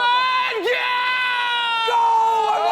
Will Fraser, who's got it? 2 minutes ago, he could have been sent off. VAR check said no, but it's Roberto Pereira who has scored for Watford. 2-0 and 2 goals for them in this crunch relegation battle. Pickford looks dishevelled. He's shouting some expletives. I can't speak. It's 2-0 to Watford. Game on! Pereira with the goal. Big goal. Grealish kicking off. There's a bit of afters at Bournemouth as well. Jack Grealish is not happy, Will. What's going on? Most foul player. He is. He's giving it the old 1-2, my face, your shoe. He's going into Adam Smith's face. Adam Smith had a little push, shove, but not really a lot in it. Just trying to stir it up for the content, because, of course, content is king. Content is king. Here's a replay of this Watford goal, Carlton, one that you'd be happy with. Good finish, that. Lovely finish. Lovely. Pickford, I think, got fingertips to it. Deeney with it as well. Yeah, Deeney's a massive player for these lot, and since Deeney's come back into the fold, they've looked a different side. And Chambers lost it there. And now Watford, you can see that they're just playing with confidence. They're beating Everton. Yeah, you said Troy Deeney is in form. You're dead right. 5 goals in his last 7 Premier League games. Went 10 games without a goal before that. Club's 4th top scorer of all time, with 128 goals in 384 games. Does that tie into what you were talking about, Carlton, as well, especially him? He knows everything about not just what it means to play for Watford, but like desire and working for a team as well. Yeah, he's got the DNA in his club DNA of the club in his blood now. So I just think every time he goes out on that field, he's expecting the other players to be performing with the heart and the desire that he does. And I think he installs that in the changing room. So at half-time, if it's not going well, he'll enforce it into the other players. And that's what every team needs. On that, I could have got this wrong, but I remember you doing an interview years ago saying that Scott Parker, talking about Scott Parker giving half-time team talks that almost made of how passionate. I remember you years ago talking about that. It was against, we were 3-0 down against West Brom away. And it was really bad. And he just took the team talk, didn't he? He took it beyond himself? Yeah. I think was a bit fed up with what was going on as players. Yeah. And it was him. He said a word, and then you had Matty Upson that said a word. I even said a word. Yeah. But when Scotty said his, I was nearly in tears, man. Really? This is inspirational, man. I gave him a hug afterwards as well. I gave him a hug. I said, what happened? I'm going out there to play for you. And what happened in the second half? Bosh, I get a goal, then Demba Ba gets a couple, then it's 3-3. Wow. Love it. And you think that's a real part of it, what Scott Parker said? Yes, massive. We spoke about him earlier. Was he going to leave? He didn't leave. He stays. And Bournemouth fans will be delighted because he has the ball in the back of the net, and that could be a massive goal for them this season. Stick another 10 mil on his price tag. Everybody's got a price, as Jesse J once said, and it's 2-0 to Bournemouth. Nathan Aki with the goal. Naked Aki, that could be a different Aki. Harry Wilson Saltfish. And it comes back in. Oh, he's on it. Southampton are in. Another chance for Southampton. It's saved again from Allison. The ball's in the back of the net. And the chance for West Ham. It's all going. The conversation. Who's got the ball in the back of the net? There's a bit of kerfuffle in the blocks. He's come back out to Snodgrass. Snodgrass on the volley comes back out to him on his left dukes and just laces it in low and hard beyond the goalkeeper. Big goal for Snodgrass. Big goal for West Ham. They're checking. 2-0. I told you. They're checking VAR, Carlton. The lines are out. No. The Vitality Stadium. Look at this. Another chance for Everton. Ball's in the back of the net, Will. Listen, let's go. You're not paying attention, Will. I'm looking at the line, Smithy. Come on, what's going on? Oh, Yerry Mina. Not scored since 2018 in the World Cup. Well, not ones that I've seen anyway. And it's 2-1 at Watford. And the goal's been given. Yes. Decision goal, no offside. Hang on, at the Vitality Stadium. So Nathan Aki's goal stands. It's a huge goal at the bottom of the table as Bournemouth go 2-0 up against Villa. Will to confirm. The Everton goal stands. It is a goal. Yeah, Bournemouth goal stands. Possible offside, not given. Aki scores. Then there was a corner at Everton and Watford are 2-0 up. Ball bouncing around. Everyone's on the floor. It's like a play day on a Monday, and it's been prodded in by Yerry Mina. Scrappy goal at Vicarage Road, but Everton will not care as the ball is in the back of the net. Paul, a lot of Southampton chances. Yes, Southampton have been on top the last 5 minutes. They're putting loads of pressure on Liverpool, and like you said earlier, they can't get into the game. Jack Grealish again. It's all been Jack Grealish. Left-hand side. You know what he's going to do, Smithy? Cut it onto his right, and he hit it, and it's gone under Ramsdale, hit his inner thigh, which he'll be glad he's been working on because that muscle has prevented the ball going in. Still 2-0 to Bournemouth. Got to hold that in, son. Got to hold that in. Time out. All going on the Football Social. Our first half-time whistle has gone at Anfield. And it is Liverpool 0, Southampton 0. So a good first half for Southampton. Liverpool dominating in terms of the possession, looked the better on the ball, but Southampton, has to be said, had some big chances in that game. 8 shots apiece I've got 8 shots apiece, and some of Southampton's chances on another day, you'd argue, they come from mistakes from Liverpool. Paul, analyse the first half. How do you see it? Come on, lads. I think Southampton are frustrated Liverpool, but Liverpool cause their own problems. They're getting caught on a ball which are leading to Danny Ings' chance, Shane Long's chance. Yeah. Redmond's had a chance near the end, but they're coming from Liverpool trying to overplay. Do you think you've got the team list in front of you, the substitutes in front of you? Do you think Klopp will look to do anything at half-time or beyond half-time? No, I think he'll wait. You've got Origi, who we know is attack-minded, so there's maybe a change there. But at the moment, I think he'll leave it. But I could see a Origi coming on and maybe Chamberlain making way. Told you about Southampton, didn't I? Just felt it in the You water. did say you just felt it, Will Brazier. Did say that, Will Brazier. Well done, Will Brazier. This could be a very long 45. Yeah, could be a very... half-time whistle has gone at West Ham, Carlton. West Ham 2, Brighton 0. Issa Diop after 30 minutes. Robert Snodgrass 45. Big goal just before the half. Quite a lively game. Chances for both teams. Yeah, listen, Brighton's come out. They've given it a go. They've had their fair share of chances, but they've just not put the ball in the net. And when you're away, you need to put those half chances in the net, and it just hasn't dropped for them. So we're actually... You are happy in here. High spirits happy right now. for the Hammer. Some of the other half-times have gone. Bournemouth Villa is also half-time at 2-0. Philip Billing and Nathan Ake. Big goal! Go on, talk to us then. I said I hadn't seen him score since the World Cup. That was a lie. He scored 2 in 2 minutes. It's Yerry Mina. Wow. 3. He's already scored. So what do Watford do? Leave him free at the back post for a header. And it's 2-2 at Vicarage Road. Yerry at the double. Stunned. Look at him. He cannot believe it. Watford, of course, taking the lead in that game through Messina. They now find themselves behind, and Yerry Mina is dancing in the corner flag. Yeah, I've seen some moves in my time, but that is a new one on me. A nice little shuffle of the shoulder, and that's what he did for the goal as well. What's no that? one on the Hold post. on a minute. Paul, Where is the marking? You've got to look at this. Not just that. Look at the goalkeeper.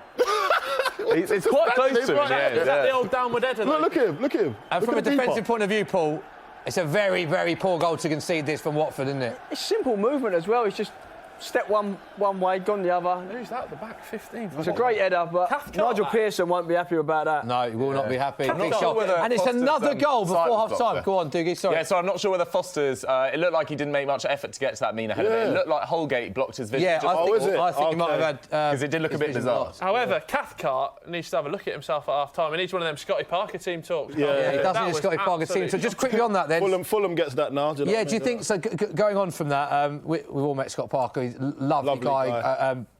Respected by so many people as well. Do you think that you're going to see a really, really good manager in the making? He's already doing it now, but long term, Yeah, do you think what you know of him, he's going to be a very successful Yeah, manager? he is. He's a very serious person. He takes his craft and the art of football very seriously. You look at all the aspects of a game, attention to details. So, yeah, I always knew that he had it in him. He's done that from 16. Yeah, he's like that. Really? Isn't he? I roomed with him at Charlton from 16. Yeah, you know him. You know him better than me. He's always been, like Coley said, so dedicated and wants to know everything, what's not good, what's good. Yeah. And so what he analyses now as a manager, he's always had that, but now I think he's shown his true potential. Yeah, it'd be interesting to see how he gets on in his managerial career, doing very well at Fulham. So, the half-time whistles have gone. In all of our games, we can breathe a sigh of relief. Big last few minutes. A lot of goals. Let's have a look at how our group bet is looking. Don't forget we put this on before the game. It was 105-1 with Sky Bet prior. Will Brazier said home win for Bournemouth against Villa. He's currently right because Bournemouth are 2-0 up courtesy of goals from Philip Billing and Nathan Ake. I said away win Sheffield United against Crystal Palace. Still in the balance, still very much in the balance, only at 0-0. Paul went for a home win, Liverpool 0, Southampton 0. So that is still, we're still alive, guys, in the group bet. Producer Phil went for Newcastle to beat Norwich. Another 0-0, 3-0. There's not been loads of goals so far, but we are alive in the group bet as things stand because that one is 0-0. Doogie went for a home win between Watford and Everton, and that, of course, is 2-2. Lots of late goals in that. And Carlton went for a home win, West Ham, his former club, against Brighton, and they, of course, are 2-0 up courtesy of goals from Issa Diop and Robert Snodgrass. So, guys, the group bet... It's looking all right at half-time. We've been in worse positions at half-time. Yeah? We have definitely been in worse positions. A few questions, Doogie? Yes. What are people saying on social? So Gooner 0101, just to look ahead to tomorrow's game between Arsenal and Burnley. They want to know, guys, do you think Arsenal could still finish in the top 4? At the moment, the difference is 11 points, but they've, riding a bit of momentum under Arteta. Do you think that could happen? I think it's a long shot. Yeah. But since the new manager's been there, I think we've said it all day. He knows Arsenal. He knows what it means for Arsenal players to do well at Arsenal and what the fans want. And I think that's what he's bringing back. And you can see him on the up at the moment, but I think that's a big gap and a big ask for him. Yeah.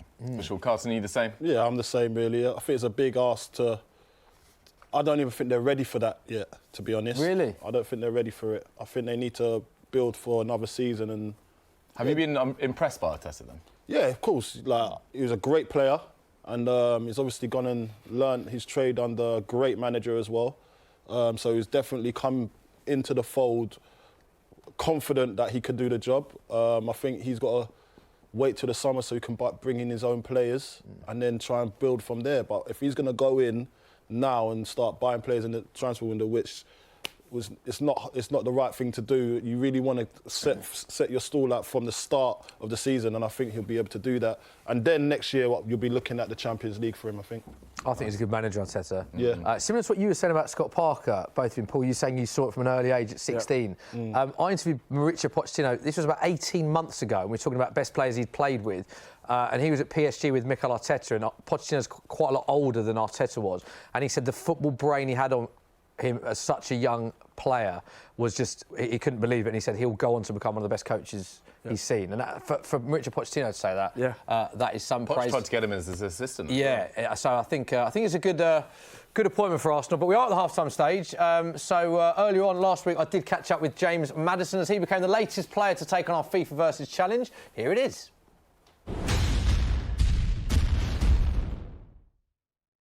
We've done this feature before last season, so we've tried to mix it up a bit. 79 overall rating, so that is better than last season. Are you happy with that?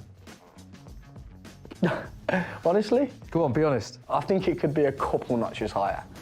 What would you give yourself? Oh, you can never win with that question. I'd say an 81. An 81? Yeah, an 81. A lot of these have gone up, but one thing you were particularly unhappy with last year we did this was your shooting, which was 73. It's now 72. My shooting last year was 73? Yeah, it's 72 now. And now it's 72? Yeah. I'd love to speak to the person who did that and ask why and get like a presentation on why it's gone down. A presentation? Yeah. I hope the relevant person's listening. Okay, I think they will be actually. Something tells me they will be listening. Do you remember your first ever FIFA Ultimate Team card?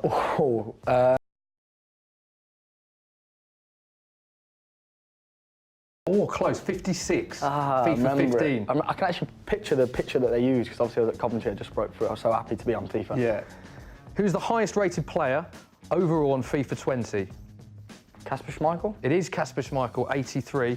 Pereira and Vardy just behind with 82. So a tough one, but do you think they've got that one right? Well, Kasper's the top keeper. I mean, you think he's got the most clean sheets in the league this year? I think. Could be wrong, but I'm pretty sure. So he's top keeper, so I don't think anyone could argue with that. And Jamie Vardy just behind an 82. Top 3 rated Premier League strikers, interestingly. Kane and Aguero are 89 rated. Aubameyang's 88. So when you look at Vardy's overall rating, bearing in mind the season he's having as well, do you think that he's very underrated on FIFA? Jamie Vardy is a world-class striker, in my opinion. I would never say that lightly because he's top goal scorer in the Premier League for a reason. You watch his goals, he scores all types of goals. He's not the biggest forward, but he scored, I think, the second most headers in the Premier League this year. He scores one-on-ones. He can score from range if he needs to because he's got good technique. He's a striker, especially as an attacking midfield player who you want to have in your team. Makes my life easy. Do you know, you said that in every interview we've done, that Jamie Vardy makes your life easy. It does because I always say, as a player, the type of player I am, when I like to get turned and play them killer passes and get assists and stuff, he's always on his bike and he knows he comes alive when I get the ball. So, and if you ask Youri Tielemans, Dennis Pratt, they'll say the same thing. Such a clever striker and should be held in more high regard at the EA complex, I think, with an 82 rating. I love the way you answered that. Next up, who is the best passer in the Leicester squad? I think it will be either myself or Youri Tielemans. Correct. It's a bit of a trick question because it's both of you. 82. Okay. Spot on then, spot on, yeah, exactly. I was about to say that actually. How do you? I'm not going to ask who's better at passing or anything because it involves yourself. But how do your traits differ in terms of passing between you? Would you say? I'm not sure. We play a very similar position. We both play as a number 8, so we're both. I'd like to think we're both quite gifted off both feet passing, and we create a lot of chances amongst the two of us. Yeah, I think Yuri's right up there and rightly deserves top spot. How happy were you when Leicester City signed him? So happy. It almost made a statement of intent, you know. To the rest of the league? To the rest of the league, to us as players, seeing Youri Tielemans come in, because he was fantastic when he came in last year and we all wanted to see him sign, and made no mistake about that. I even put a post on Instagram saying, of me and him hugging, saying, I'm not letting go until you sign, bro. He's a top player. He'll show Leicester fans what he's about in years to come. So, yeah, like I said, pleasure to play with him. Yeah, OK, next up. Who is the fastest player at Leicester? I don't think it is. In terms of pace? I don't think it is Jamie Vardy this year. It could be though. Because we have some quick players. We signed James Justin in the summer. Yeah. And he's rapid from Luton. And he's a very good player as well, but he is absolutely rapid. But I'm not sure how much knowledge the FIFA experts will have of James Justin's pace. It was Jamie Vardy last season when we did this. Yeah. And the way you said that makes me think it's not him. I'll give you a clue. It's now 2 players that are equal with the same rating. Okay, is one of them Jamie Vardy? Yes, it is. Who do you think the other one is? James Justin. No, Damari Gray. Makes sense, yeah. So Justin, Gray, Vardy, if they all had a race, who's the quickest player at Leicester for you? I think James Justin is the quickest, yeah. Vardy's rapid, but I think James Justin in a 100-metre sprint race, no football involved, just there. Them 3 are probably top 3, but I think I'm going to go with JJ, you know. Okay, wow. He'll be buzzing that I've said that as well. Love that. Similar one. You answered this very easily last season, but I'm intrigued to know if you think it's the same player, slowest at the club. Where's Morgan? He was 30 last year, pace. What is He's he? 29 now. Oh, God. Has he lost 1% of pace? He wasn't happy. We saw he put that tweet out, famous tweet. Do you know what, though? He's not as slow as people think.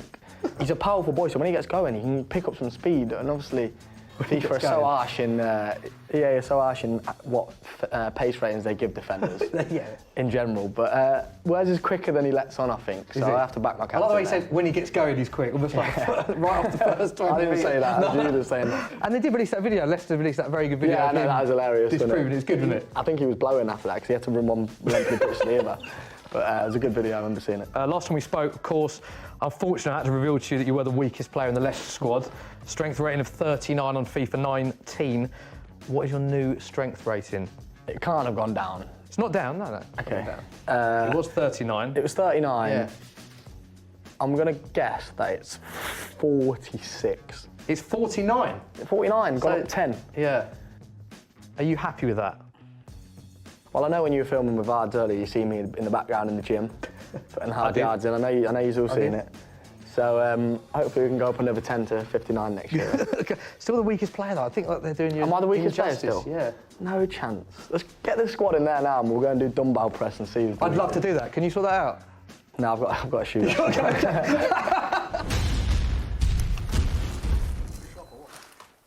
Top man, love James Maddison, such a top bloke, top player as well. He's not happy that he's the weakest player in the squad, saying let's get the gym challenge. I'd love to have seen that. But Carl, on a serious note, he's a very good player, isn't he? Is he someone that you'd expect to be, we think he'll be in the squad, but do you think he should be starting for England? Because there's a lot of competition in that area for England, isn't there? Yeah, he's got a lot of competition there, but I think he'd definitely be up there in the manager's thoughts that if you want that sort of player to be unlocking defences, he's the one that's going to be able to do that. And it's just good to be that healthy in that position now. Yeah. We only had a few back in the day, and now we've got quite an array of talent coming through. Paul, James Maddison, a fan of his? Yeah, love him. I think technically with the ball is unreal.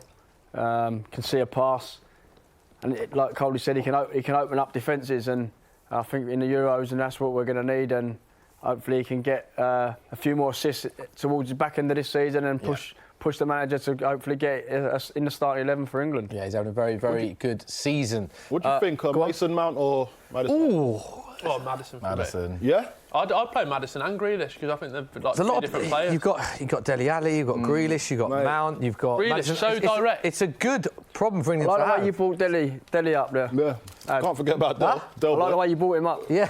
No, because the first few games under Mourinho, he'd come back and everyone was thinking he may be back to himself, but it looks like now Harry Kane's not even involved. The eyes are on him, and he needs to come up. I'd agree with that. Has to step up. And the role that he's playing under Jose compared to what he's playing under Poch, more advanced now, plays as a 10. He's having a good run, but obviously it'd be interesting to see how that develops for the England squad. And these are the live shots we can give you at Anfield. So it was 0-0, Paul, half-time. Interesting hearing your assessment of the first half. Don't think Liverpool played badly, but Southampton frustrating them was the word you used. Don't expect any changes yet, but do you think Klopp might look to his bench if it's still 0-0 in 10-15 minutes? Just remind us who's on the bench. I think, especially the 60-minute mark, I think Origi will be on, and maybe take Oxlade-Chamberlain off and maybe go for a bit more firepower up top. Mane's, I mean, it seems like an obvious thing to say, but Mane not playing. He's a massive big miss. loss. Yeah, he's a massive miss. Just how quick he is and the goals he scores and assists he makes. Yeah. He's a big loss, but I think as well the break. When Liverpool on the break is a thing it's a thing of beauty. Yeah. And when Mane's on the pitch on the break, he's so quick. Like it's a massive miss for them just to have that impetus going forward on the break. And he's decided so many games like this season already. I think he got the winner the last time these two plays. I remember the Villa game. Leicester, he won a penalty late on as well. Yeah. So crucial in these big moments. He's been the one that's like really stepped up. Yeah. But guys, we've had a question in from Pennywise, talking a bit about technical players there in Madison. But they want to know who was the best technician that you guys played with at any of your clubs. Oh, I like that. For me, the best technician has got to be. Well, I had a few that I played with. You'll probably say Di Canio, maybe. But I'd say Zola for me. Oh, Charles and Danny Ings! Oh, I'll tell you what, they're appealing for a penalty. VAR. Paul, Danny Ings was through. I don't know if he just slipped. I don't know if he That's stumbled, opinion for a yeah, penalty. Not given by the ref. I think he's gone through and he stumbled just as he's got through. Goal for Brighton! Oh no, I wasn't watching. Cole, what happened? I don't know. I didn't see. Is that own goal? Two big moments in our two feature games. We'll come back to Cole in a minute while we let you watch the replay. Paul, let's go to Anfield. Oh! Big goal for Liverpool! Wilkinson! They've just gone from one end from Southampton to nearly scoring to the other end where it's nearly gone off. Robertson's kept the ball in, played it to Oxlade-Chamberlain's come inside and driven it in the bottom right-hand corner. So 1-0 Liverpool. Two incidents to discuss. Firstly, Southampton's penalty appeal. Right decision for you. Do you think he just slipped? I think he slipped, yeah. But they've gone the other end and scored. And Danny Ings is chatting to Klopp. He's not happy, is he? Here we go, here. Here's the replay. He's gone through the middle of them. Ooh. What do you think, Carlton? Penalty for you. He's not happy, Danny Ings. Straight down the other end. And the ball is in the back of the net for Liverpool. Southampton not happy. It's Robertson again. It's backheel. It's nice. It's nice. It's tasty. And it's a lovely finish from Alex Oxlade-Chamberlain. Here we go. Great touches from Robertson and Firmino in the build-up there. Little flick-ons, comes inside. And once But again, we said it at half-time, how quick they can break Liverpool. Carlton said that's thing of beauty. Described it as. Yeah. And it just proves there. A lot of people saying Liverpool have had a fortune with regards to VAR this season. I'm not saying I'm one of them. I'm saying people have said that. I've said that. You said that. There you go. Carlton said that. And the goal stands, and it is no penalty. To be honest, it didn't look like a clear penalty, did it really, for Ings? But there was some contact. We need to see that again to see if there was intent there, I think. You think? I think. Yeah, Fabinho's put his foot out. He's gone like that. Oh no! Here they go now. And Liverpool now looking for a second goal. And the challenge. Carl, we've got to give an update of your game as well, the other feature game. I don't really Ball in the back of the net. It's West Ham 2, Brighton 1. What happened? I don't want to talk about that, mate. I'm not going to lie. You've got to. It's your role on the show. I know. But it's just, it's a corner kick. I think there was a bit of confusion and it's hit Ogbonna. Yeah. I think he was facing that way. It's hit the back of his head and gone into the net. So it's something that he wasn't actually aware of. It's unfortunate now, but we got the boy. Oh, Antonio could have scored again. But yeah, it's against the run of play at the moment. Yeah. I think all we need to look at now is making sure that we don't concede again. And of course, West Ham flying 2-0. Off the ball! I'll come to you in a minute, Will Brazier, plain sailing. And now, so early on in the second half, this is where the crowd, you're talking about the West Ham fans now passionately, this is where it will start getting a bit nervous in the stadium, won't it? Yeah, it's going to get nervous at this stage, but I think the crowd can understand that we need them right now to push us over the line. And you've got Antonio running behind, making sure that we're putting the defence under pressure, so we should be all right. Off the bar at the Vitality Stadium, Will. Yeah, ball was bouncing around in the area and it came up perfectly to Lerma, wrapped his foot around it, leant over it, perfect technique, and it's hit the top of the bar and bounced over. Could have been 3-0 to Bournemouth. So let's give you the update of today's games. Leicester 2, Chelsea 2. That was the early kick-off. 2 goals from Rudiger, Harvey Barnes and Ben Chilwell. Interesting game, one. 2-2 that finish. It's currently Bournemouth 2, Aston Villa 0 goals with Philip Billing from 37 and Nathan Ake on 44. It is Palace 0, Sheffield United 0. Liverpool have just scored against Southampton, as we revealed 2 minutes into the second half. Liverpool 1, Southampton 0, thanks to the Ox. Still Newcastle 0, Norwich 0. It's a 4-goal thriller currently at Vicarage Road. Watford 2, Everton 2, Messina and Pereira for Watford. And then 2 goals in additional time for Everton in the 46th minute and the 49th minute, both from Yerry Mina. So a dreadful spell of injury time for Watford. It's currently 2-2 in that game. West Ham 2, Brighton 1, Issa Diop, Robert Snodgrass and Angela Ogbonna just scoring for Brighton to make that one a little bit tasty. Man United versus Wolves is the evening kickoff live on Sky, of course. Doogie, let's go back to socials. Yes, get your questions into the comment sections of the Soccer M and Football Daily live streams with the hashtag #TheFootballSocial and ask the best ones for the panellists. Make sure you're subscribed to both channels as well. Next one comes in from... card at Bournemouth, sorry. Sorry, Doogie, we have to pause that red card. Yeah, Lerma didn't score and now he's been sent off. Not linked, but he's come in. He's not learned his lesson. Thank you. Don't give him. Don't worry, Will. I'll carry you. Go on, carry on. Jack Grealish, but it's an off-the-ball incident. Grealish has gone round. Let's get the guys to to this. No, that's nothing. Oh, it might be a second yellow, I'm being told by Phil. They're not happy because they're not really crowding even the a yellow. referee. Lerma is not happy at all, is he? They're crowding the referee. That's Eddie Howe for me, that's Bloody hell. is on the touchline. he's just gone past him and almost ran into him. Obviously, Grealish is he's fallen down, and that's led to. But does the red card stand? Are they down to 10 men, Will? Yeah, they're down to 10 men. Definitely a second yellow. So you're the Stockley Park expert. That they can't review a second yellow. No. Tell me what's happened, and I'll be able to answer the question. He's on a yellow. Yeah. Push someone over. They're giving him a second yellow. It's a second yellow. Chance for Palace. Oh, well, we're missing the chance for Palace. Pookie's in it. Oh. He's not happy, is he? Look at the What, scene. you'd be not spitting happy. feathers. Yeah, Nothing happened. Not a yellow. Not a yellow for you, Carlton. No. I think if the referee just needs to calm himself down there, and if he takes his time, he'd realise it was just. long throw. Antonio's down. This is not good West for Ham. us. Absolutely devastating for Bournemouth as well. Such a big game for them. 2-0 Massive up, game. Looking to win their second game in a row for, I think, the first time all season in the Premier League. And, Almost the whole second half. Down to 10 men.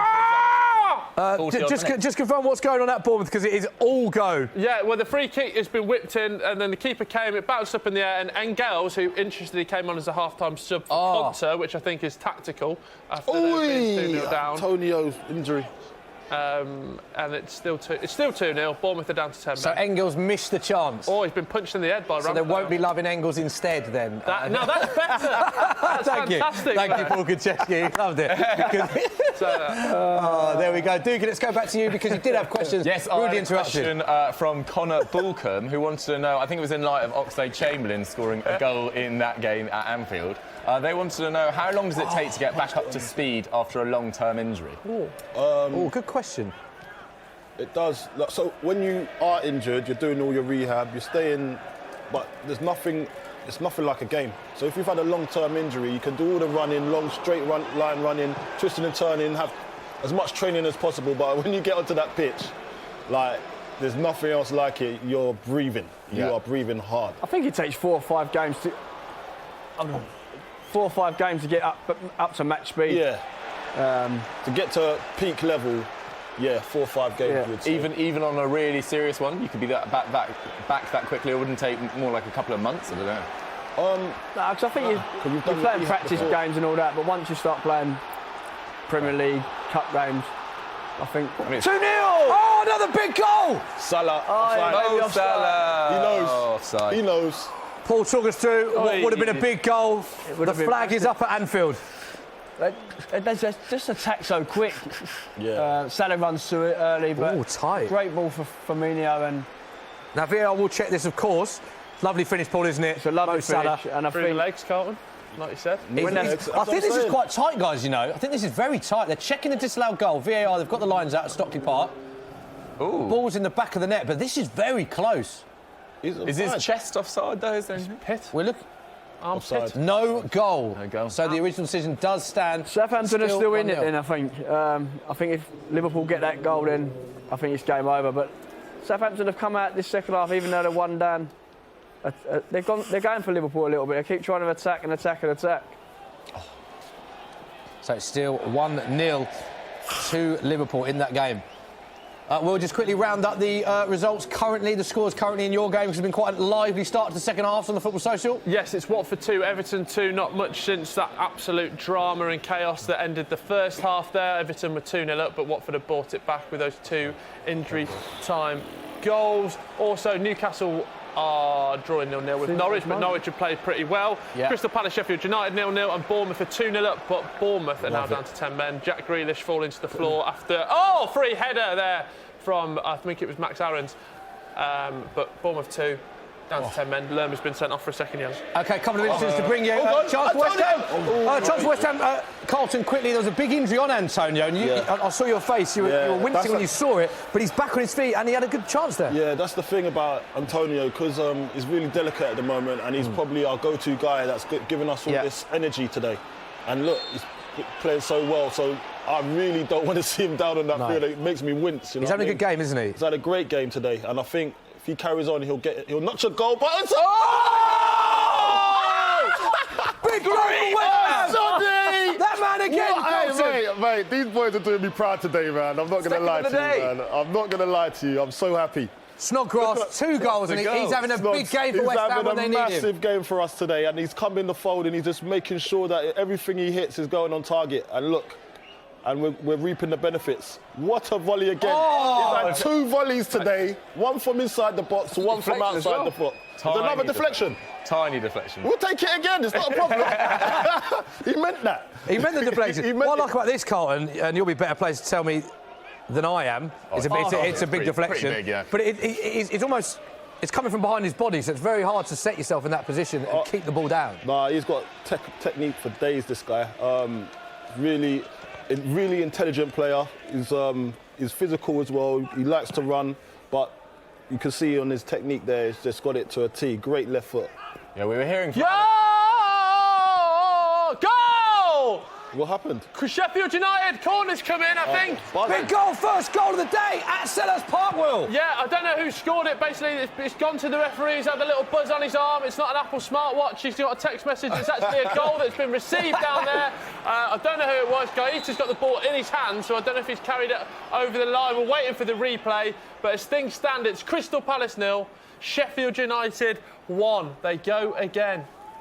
Snodgrass, interestingly, 2 goals and an assist, so big match for Robert Snodgrass. Here we're just having a look at... keeper! That is absolutely day one. Goalkeeper Scott. Yeah, it's an own goal, Gaeta. He's almost carried it into his own net. This is one the keeper will not want to watch again. There's no hand in his face. There's no push at all.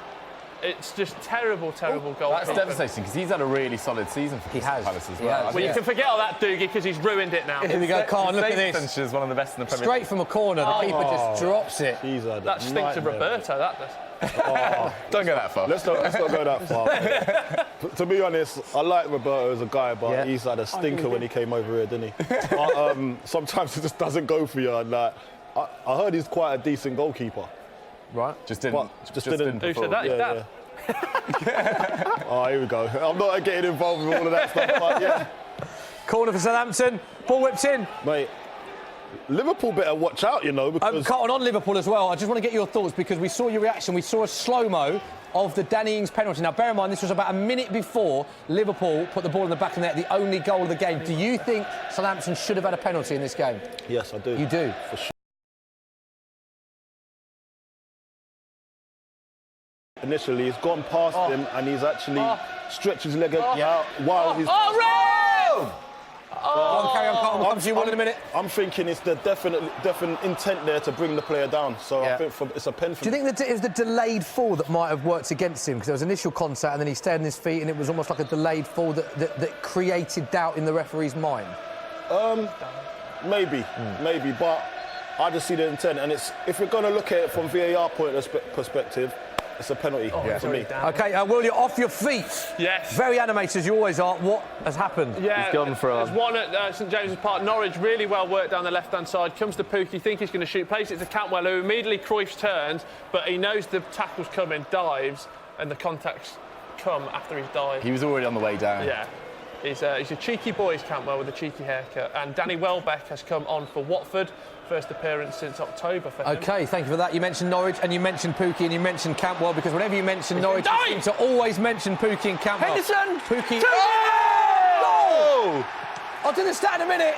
Woo! Because Liverpool are on the march to the Premier League title. It's a big goal. Paul Konchesky, in all your glory, talk us through it for your former club. Massive goal. The keeper tries to kick it long, but it's reached the halfway line. Liverpool cut it out.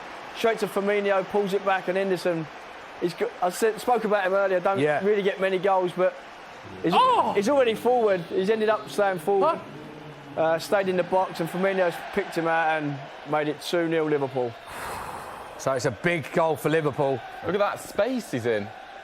A lot of space for Henderson. Cool, calm, collected finish. Liverpool Great 2. finish though, yeah. Southampton 0. We've got a VAR incident in Watford versus Everton, which is 2-2. What is going on there, Will? Honestly, mate, absolutely nothing. Delph's put a tackle in, not touched the man, got the ball, and we've had a VAR check.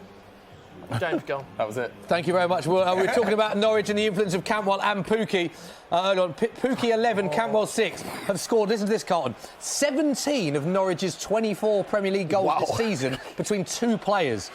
So that means that the rest of Norwich's team have only scored 7 goals between them. So they're very reliant upon those two players. Yeah. They've got to stay fit if they've got They any need chance. to stay. If they've got any chance of staying up, they need to stay fit. And it's a lot of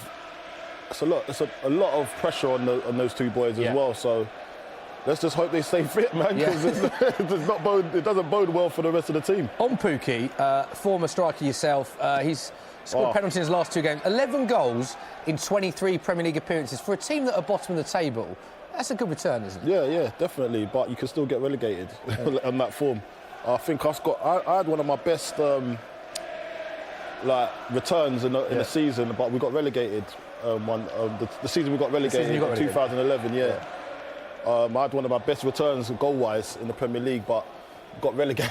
So you go to defence going, me personally, I had a good season in my eyes, but it didn't mean anything. You knock on the defender's door going, come on lads, help us out. Yeah, no, I wouldn't blame it on the defenders. No. Look, what a save! What happens across the board, but for me personally, I had a good season. But that doesn't mean anything when you're losing. You'd much rather. What's it like when you're like in the Pukki position of you're the main provider of goals, and your teammates are sort of looking at you for inspiration? What's it like having that pressure on you? Does it sort of weigh you down? No, you want to be in that position because that means you're the main man. Save! And I think there's a lot of players that might fold under that sort of pressure. But I was one that always wanted to prove myself. I've got this role and I'm going to try my best to make it happen for the team, first and foremost, and then myself. Great mentality. Yeah. OK, so I feel like the Watford-Everton game is one to particularly keep an eye on. 2-2, been a few incidents in that game. You saw VAR. It's an interesting game down at Vicarage Road, Will. Yeah, chances at Crystal Palace as well. Wilfried Zaha did some great work, and then I think it was a shot from Christian Benteke that was brilliantly saved by Dean Henderson. How's Benteke doing lately? Pukki's just had a great chance for St James's Park. What's that, Carl? Benteke, is he? He's been playing all right, to be fair. He was linked with a move back to Villa in January, but just didn't. He got a new contract, didn't he? Did he? Yeah, that's great. Missed his last 7 games with the muscle strain. We'll come to you in a minute, Paul. On Benteke. Last 7 games, missed the muscle strain, scored just 1 goal in his last 37 club appearances. Crazy. But scored 3 in his last 3 for Belgium. 21 goals, 106 for Palace. That's shocking. Sorry, Paul, I rudely interrupted you. Southampton? Yeah, they're still on the front foot. Great block from Gomez. Is that? What was that noise? Off the line. There's a lot of weird noises. Have you not met Weird Noise, Will? No. That is what he's expert. Go on, give us a weird noise, Will. What happened, Will? Jackie Grealish down the right-hand side, on his right, he switched wings and played it across to Matty Target, who scored in the week, but the keeper, I think, made a great save, and they've got a corner. So it was on target? Yeah. Sorry, I just a couple I throw out there every now and again. So Jack Grealish has been very live in this game. They're currently losing in West Ham will not want to see Who's that? that strike again. That was in Camber, not so marvellous there from him, Smithy. Marvellous. Yeah, no, good. You have to know your football for that one. Solid, yeah, You have to really know your football. Doogie, let's go back to your social corner, the 64th minute mark of the football social. Yes, we've got a question in, and keep them coming in the comment section of both the streams, and make sure you subscribe to Soccer AM and Football Daily. But one of the big signings of the window is Steven Bergwijn joining Spurs. From Dex88, he wants to know, Smithy, I suppose it probably makes sense for you to take this one. Okay. What do you make of this signing? Is it what you needed? No. Two answers to that, because there's two parts to that question. What do I make of that signing? I'm not going to pretend to know loads about him because I do know a little bit about him, but I think I'm pleased with that signing because he's got real pace, which I think is something Spurs need. I like the fact that he's quite versatile as well. He's a winger but can play up front.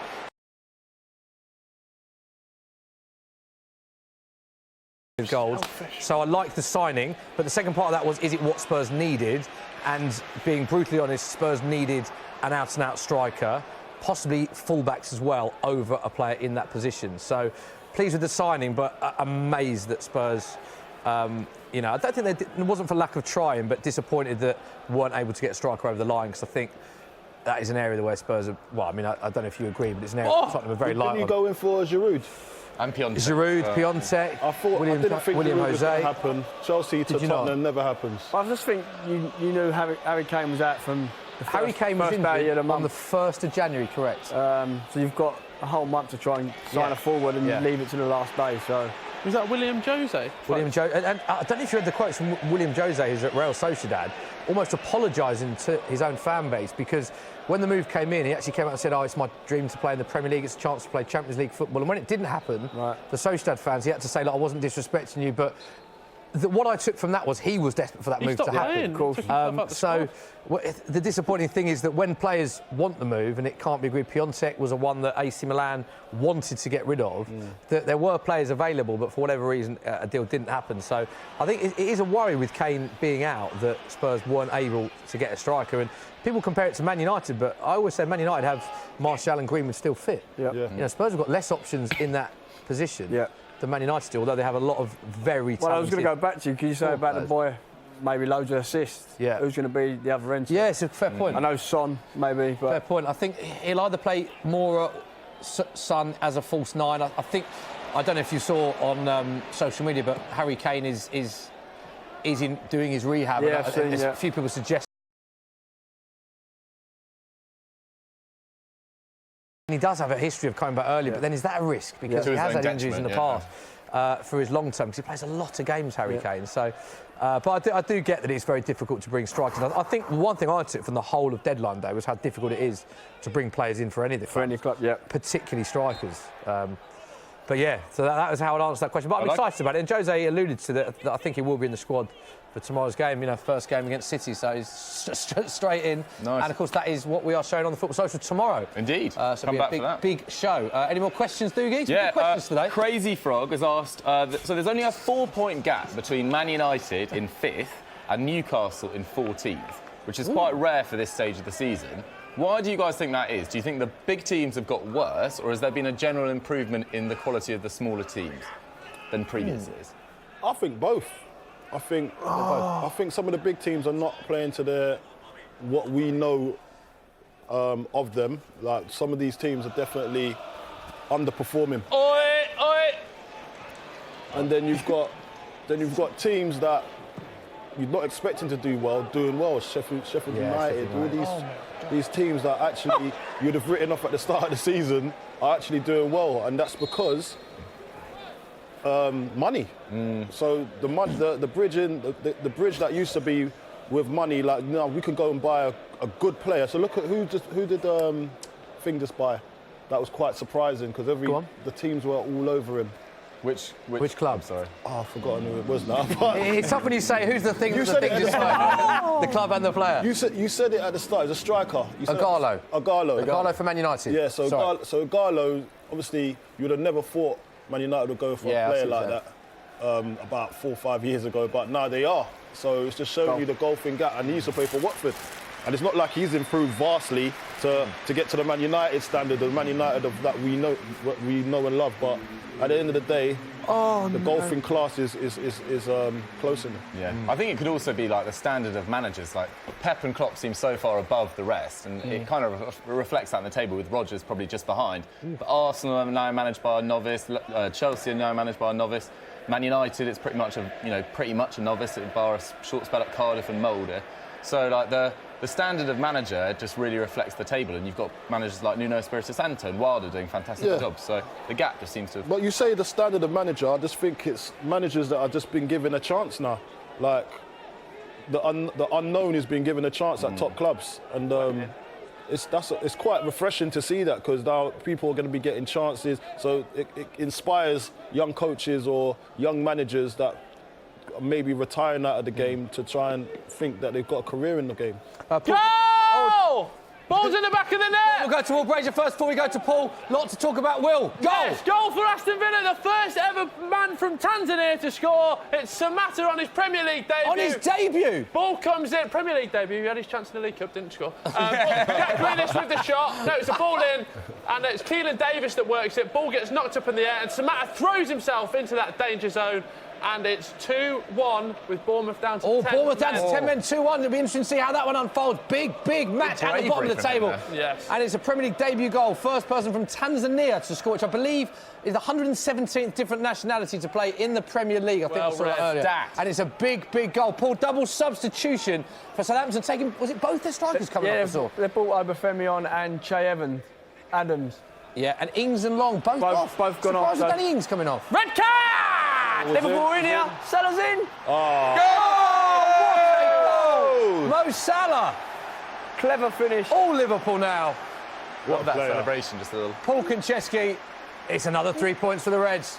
Yeah, it is, yeah. It's Mo Salah, talking about taking two forwards off one end, and then Liverpool's forward goes and scores. A great finish from Salah.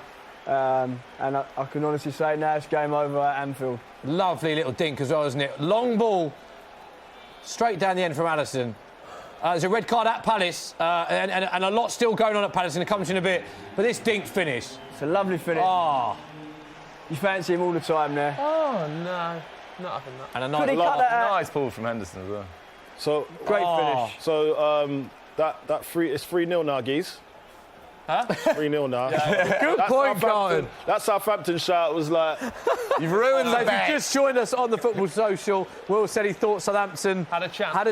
Half-time was giving it the big one. They did have a chance. And Carlton quite rightly pointing out... They had one chance, that's what they had in the game. Oh, VAR, They've done well, to be fair. Red card. Will, talk us through what's been going on at Selhurst Park. Big moment in the game. It's a red card to Joel Ward. Oh, the referee's going to have a look at the box. Oh, he's going to the RRA, which is the referee's review area. Remember where you were, what you were doing. This is a dramatic, monumentous moment. The referee at Crystal Palace, who's Andrew Madley, is watching the box. I'm watching a man watch a TV while you watch me watch the TV. Big save in the Palace. The Sheffield United fans are intrigued to know what Andrew Madley's going to do. The Palace fans will be madly hoping that he overturns this and doesn't rule them a red card, Will. Something's happened at... They are checking it. Well. And it's again involving Crystal Palace. The ref goes to the monitor. Red card was given. He's looked at the monitor. What is the decision, Will? He's doing a long, patient walk. This is like the Masked Singer, where we have a lot of drama. The referee, what does this mean, Smithy? He's off. He's off, mate. He's off. No, he's overruled it, I think. He's overruled it, just the yellow. Just the yellow? He's back. Oh, he's back. Wow. Joel Ward breathes a sigh of relief, I'd have been down the tunnel. So red card was given originally. It wasn't. I didn't. The ref went to the referee's review area, the monitor. He's overturned it, and Joel Ward looks very relieved there. That must be bizarre for the play. He's halfway down the tunnel. He's about to turn on the tap for the team fast, and he's back on. Well, the interesting one was we spoke about Harry Kane's injury earlier. Red card. That actually happened when he scored a goal, and they took him down the tunnel whilst they were looking at it for offside. So it could have been that they'd given a goal to the player that wasn't even on the pitch. I've got a red card. It did stand because it wasn't offside. Another red card, Will Brazier! Fabian Delph for a second yellow. This one will not be checked or looked at. It's a silly challenge down in the corner. Did need to make it.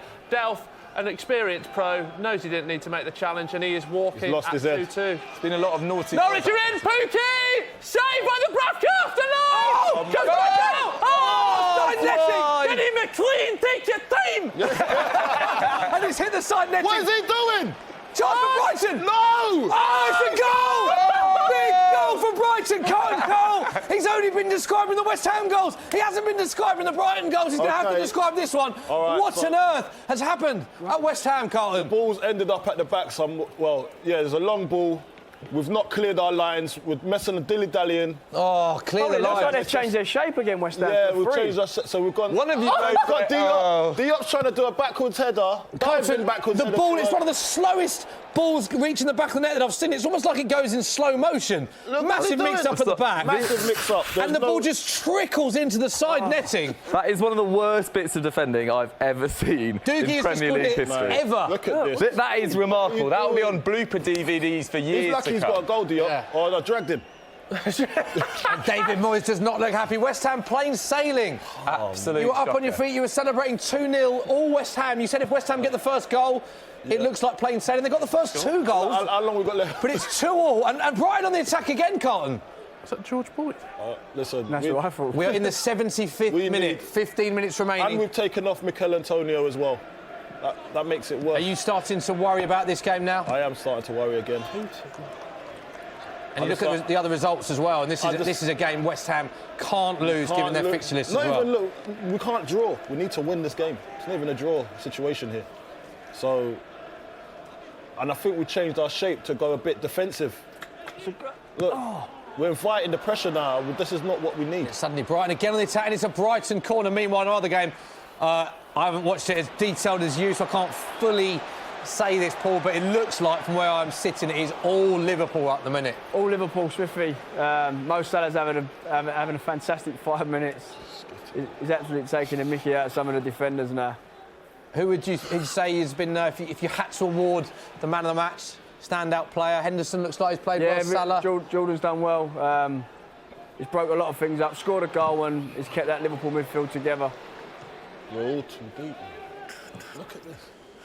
West Ham's next 3 away fixtures: Man City, Liverpool, and Arsenal. That's their next 3 away fixtures. Doogie, Yeah, we've back got to you, a the answer in question. the middle of that. We've got a question in from Themba Saliki, who wants to know: do you think Liverpool have a good chance of winning a Champions League and Premier League double? Yeah, I think definitely, innit? how they're playing this season, the confidence is so high. Yeah. We all know the Champions League is really, really tough, like the Premier League, but at the moment they're running away with the Premier League, so they could put all their eggs in one basket and go for the Champions League as well. And they're the oldest, so they've got a great chance to do the double. Yeah, I mean, what's the gap at the moment? 19 points. They could be in a position where they could rest players for the Premier League, play full strength in the Champions League. Yeah. I think with their squad anyway, even if they do rest, it doesn't weaken. And I think over the years you see that with the league winning teams, even when they rest, they don't weaken it doesn't weaken their squad. So, and Liverpool are like that. Oh, God. It's 4-0. Wow. Liverpool with some absolutely delightful football. It's a big save. Well, it's a good save. It wouldn't have made much difference to the outcome, we don't think, with this only under 15 minutes left at the dangerous clears. Quickly wrap up the scores on the doors. Leicester 2, Chelsea 2 was our only kick-off. It's currently Bournemouth 2, Aston Villa 1, Crystal Palace 0, Sheffield United 1, Liverpool... No, handball! And it's another goal! Glenn Murray! It's a handball! And that is the equaliser. It was West Ham 3, Brighton 2. Why is he celebrating The ball like is in the that? back of the net. It's a big equaliser. Carlton, what is going on at West Ham? Handball, surely. Yeah, don't try and celebrate like that, bruv. Don't try and Glenn Murray is not happy. They're going to look at VAR. Michael Oliver is... It's a handball. It's hit his hand, man. It is, of course. We said it was 2-2. Of course, it was 3-2 prior to this West Ham. So much going on, we can't keep track of all the goals. 3-2 is the current score at West Ham, but Glenn Murray has the ball in the back of the net. It's going to VAR, Carlton. Will this equaliser stand? I don't know why he's wheeling off like that. He knows. Look at this. He knows. Come on. He knows. He knows. Glenn Why has he Murray's got... controlled it with his hand and then had the ball in the back of the net. Wheels away. He knows. We suspect with the rule in place... His hand, look, his hand, mate. To be disallowed. Come on, man. Brighton say chest, West Ham say hand. What does Carlton Cole say? Hands. Is that because you played for West Ham? Nah, this geezer's playing a different sport. It does look like it's sort of his hand. Look, it's rolling. It's rolling. This. I just can't believe he's ran away like that and wheeled off. He knows what's happened. It's quite tight. So they're checking the disallowed goal. Doogie, is it a clear and obvious error, though? I don't think it's clear and obvious. I think it has touched his hand. Maybe a lot of time on this. I think it's quite tight. I think it's It's in the box. They're mate. still looking at this play. It's a long time for For an instant that touches the hand, that should be... Yes, that taking a lot of time. That angle doesn't look... It looks like it touches his chest, then rolls onto his hand, but it is too tight. I don't know. Disallowed goal. No, they're checking the disallowed goal. How long is this going to take? They haven't come to a conclusion yet. Come on, it's handball, man. Come on. Let's get going. Don't forget, it has to be a clear and obvious error for the ref to overturn it. They are still looking at a VAR. It would be the equalising goal. The ref is coming to his decision. What's that then? Goal! And the goal stands, Carlton Cole. The away end is erupting. It's 3-3. Goal for Glenn Murray. Colin, you are not happy. You are adamant that hit his hand and it should be disallowed. It hasn't been disallowed. Penny, for your thoughts. I don't know what's going on.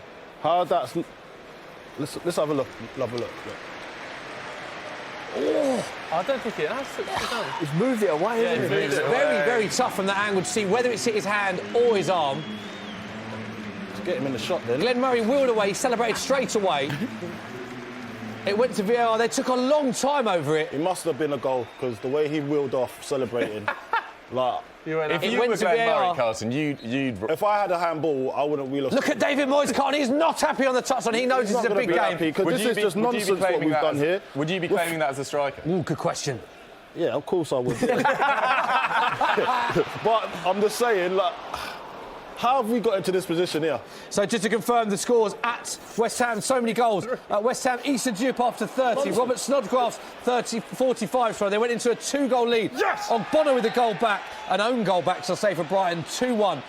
Then Snodgrass put him in a 3-1 lead. Pascal Gross, and then Glenn Murray makes it 3-3 at West Ham. Carlton. It was all plain sailing, 2-goal lead. Now it's 3-3 with just 10 minutes remaining. Do you fear for West Ham in this game? Yeah, of course I do. This is like, I don't know how we've done this. Like, how has it got to the... Look, they're in again. Brighton are in again. Oh, good save.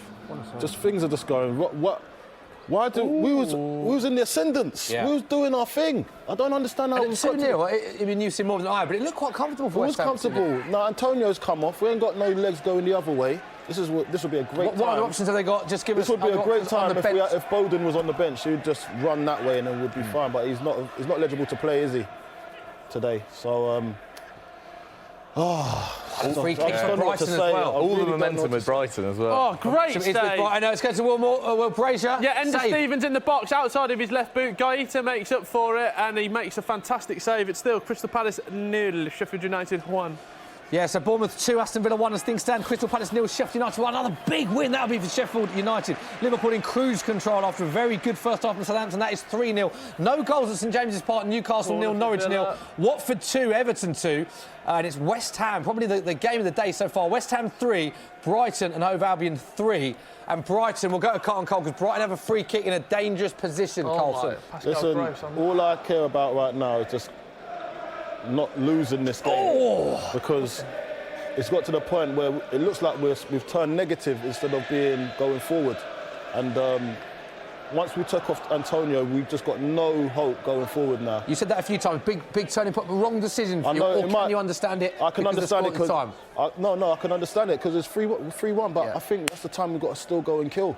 Yeah, we've got to still because we're at the moment. You said earlier, Cole, he's been struggling with injuries, so maybe that was enough for him. Antonio. He has been struggling with injuries, but in a game like this, where it's so important, would need to keep the pressure going on that way because it takes the pressure off our back four, who are not confident at the moment. Yeah, not won any of the last 5 games in all competitions. West Ham, they've lost 4 of those. 8 points worse off than at this stage last season. This is a stat that West Ham fans won't like the sound of. Lost the most points from winning positions this season, 17 points from winning positions. And I hate to remind them, but they were 2 goals in the ascendancy in this game as well, so they could be losing more points from winning positions. They've also got the joint worst home record in the Premier League with Southampton, won only 1 of the last 9 Premier League games at the London Stadium. It is a big last 7 minutes for West Ham United in this game as Brighton on the attack. Once again, chance for Brighton! Side netting. It's at the side netting. Someone somewhere in the ground would have thought that had gone in. But if it's the side netting... Can I leave? Can I? Bloody hell. Producer Phil says no. I just don't know what's going on here. Like, they're playing with so much confidence. They're playing like their home team. Brighton look good in the last 10, don't they? Look very strong in the last 10. They've given them too much confidence. We're putting that as well. We're talking about West Ham. We've got Lanzini coming in now. Yeah, so he's coming off. Snodgrass coming off. He's surprised at that. Snodgrass has done his part. He scored 2 goals, Geese. Like, he's done well. Now we've got Lanzini. So why is that taking off? No, Lanzini's doing well. Yeah. Lanzini's a good player. He's not doing well at the moment, but he's a good player. And hopefully he can change this game, because we need something. Check off. Also, Brighton, we spoke about West Ham's lack of wins recently, but Brighton also without a win in 5 games in all comps, so a few draws for them. But won 8 points on their travel, and only Norwich have picked up fewer on the road. So Brighton have been bad away, and West Ham have been not great at home. And at the minute, it's going to be shared. Now let's see the characters in the team now. Go on, Doogie. Massive. Guys, we've got a question in from Black Cats for Life, a fellow Sunderland fan. Good choice. They want to know, obviously we saw Kepa be dropped to the bench earlier today, and they want to know, what's it like being unexpectedly dropped? If you think you're going to start, if you think you're going to start and then you get dropped last minute, how does that mentally affect you as a player? Yeah, it does affect you definitely, but you've got to be a professional, a model pro. You've got to make sure that you're going to show disappointment. You're only human beings, we're not robots. But you've got to at least make sure that your teammate's okay, because at the end of the day, you're still in it to win it, and it's the manager's decision, and you have to respect that. But you can't throw a strop, and a load of players do throw a strop, but then it's up to the captain to get around him and try and uplift him, because he could be the chain, he could be on the bench, come on and score. And that's probably what, for that game, that was needed. So hopefully these things happen. Kepa will get back and he'll be fine. He just needs to have a day off. I think Lampard probably just wants to take a bit of the sting out of the situation as well. There's been quite a few people talking about how comparatively poor he has been compared to last year, so maybe he was just bringing him out at the firing line. Do you think that takes the sting out of it though, or magnifies it because he's not playing? Yeah, I don't know. I don't know if I was just watching the coverage, and a lot of cutaways of Kepa, like it was a big story developing, even though it was only 1 game. Yeah, I mean, well, his save percentage is the lowest in the Premier League this year by quite a distance. Yeah. And I think he's conceded like 45% of the shots on target he's faced in the Champions League, so he's not played well by his good standards. I think he is a good keeper, but it just needs it's only so long that Frank can stick with him. He's done well by him so far, so you can't tell me he's not stuck by him. He's done well. Yeah. So it might just be the time to just change it and then give someone else a chance. And Caballero is a top keeper as well. Exactly. All chances Sheffield United just wide, half chance, I say. We've got to talk about Sheffield United. What a season. 33 points, best record at this stage of the top flight season since 1974-75. Conceded 23 goals, Sheffield United. This is a newly promoted team, bearing in mind. Only Liverpool have conceded fewer goals than Sheffield United this season. Conceded 12 away goals as well. Again, only Liverpool have conceded fewer. And they're 1-0 up. Another clean sheet. I think they've got that solid sort of back 3, almost a back 5 with the wing backs as well, and they've kept that core DNA up from the Championship, and it's surprised a lot of teams. They've not been able to change their system for it, and then if it does get bad and they do get past that back 5, you've got Dean Henderson making some unbelievable saves behind that, and even getting himself in the running for maybe an England call-up. Definitely, I think he's definitely going to be one of those keepers that travels for England. Whether or not he'll start will remain to be seen. Doogie, we're in the last few minutes of any other quick questions? Yeah, we've got another question in from Elliot the Toad. I'm not making these up. Wants to know, obviously, good performance from Liverpool in the end today. Got the job done by the looks of things. Do we think Liverpool will go unbeaten in the Premier League for the whole of the season? There's only 13 games left after this one. Could it happen? It could. I think it's a tough ask. I think you can see a lot of teams can beat anybody on their day, other than obviously Liverpool are flying, but maybe one day they change their team, that's when it might happen, but there's a great chance they could go unbeaten, and what a fantastic achievement if they can. I mean, I think they're only 3 wins away from the Premier League win-in-a-row record now. They're in attack again. I'll tell you what, that is, he knows what he's doing there with that foul. Proper foul. Yeah, Stevens knows what he's doing there, pulled him back. Can't, I hate to say it, but every time I look at West Ham, it's all Brighton, isn't it? Look, everyone, they're just all first to the ball. Look, just there's no. It's like we're actually. Oh, strong challenge. That'll be a free kick, and you just don't do it there. I'd rather see that up more further up near the halfway line. I don't want to see that on the edge of our box. It's just... In the 89th minute, 3-3. This will be a real hammer blow, excuse the pun, if West Ham do concede here. And that is a strong challenge, isn't it? Never apologise for a pun. No, thank you, Will. I think Opona has been booked for that as well. Not the place you want to give that free kick away, though, is it? Here come the Villa. Got to use common sense here, man. You know what I mean? But they're looking like...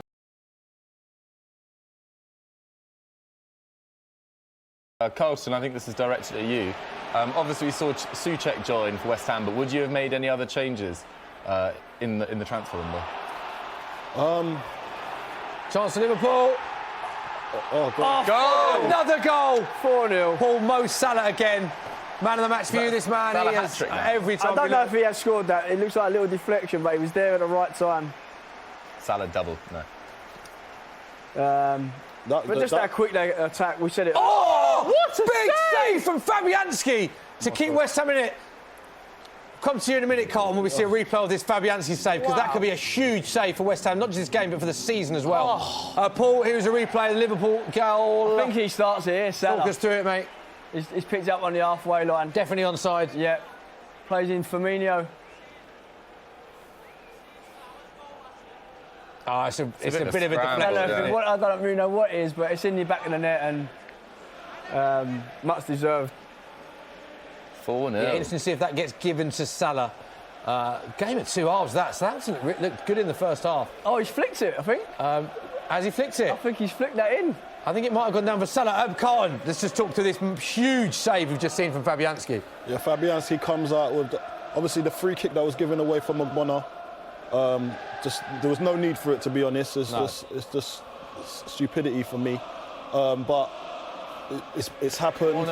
I don't know who took it. Do you know the person that took it for Brighton? I don't know. Was it Solly March? Yeah. It was Solly March. But what it is, Fabianski's just like, that square is indispensable to our squad, because when he's playing, he can pull out saves like that, flies across the goal, and it could have won West Ham a point. That exactly. 90th minute, that free kick. And we should not be in this position. May I stress again?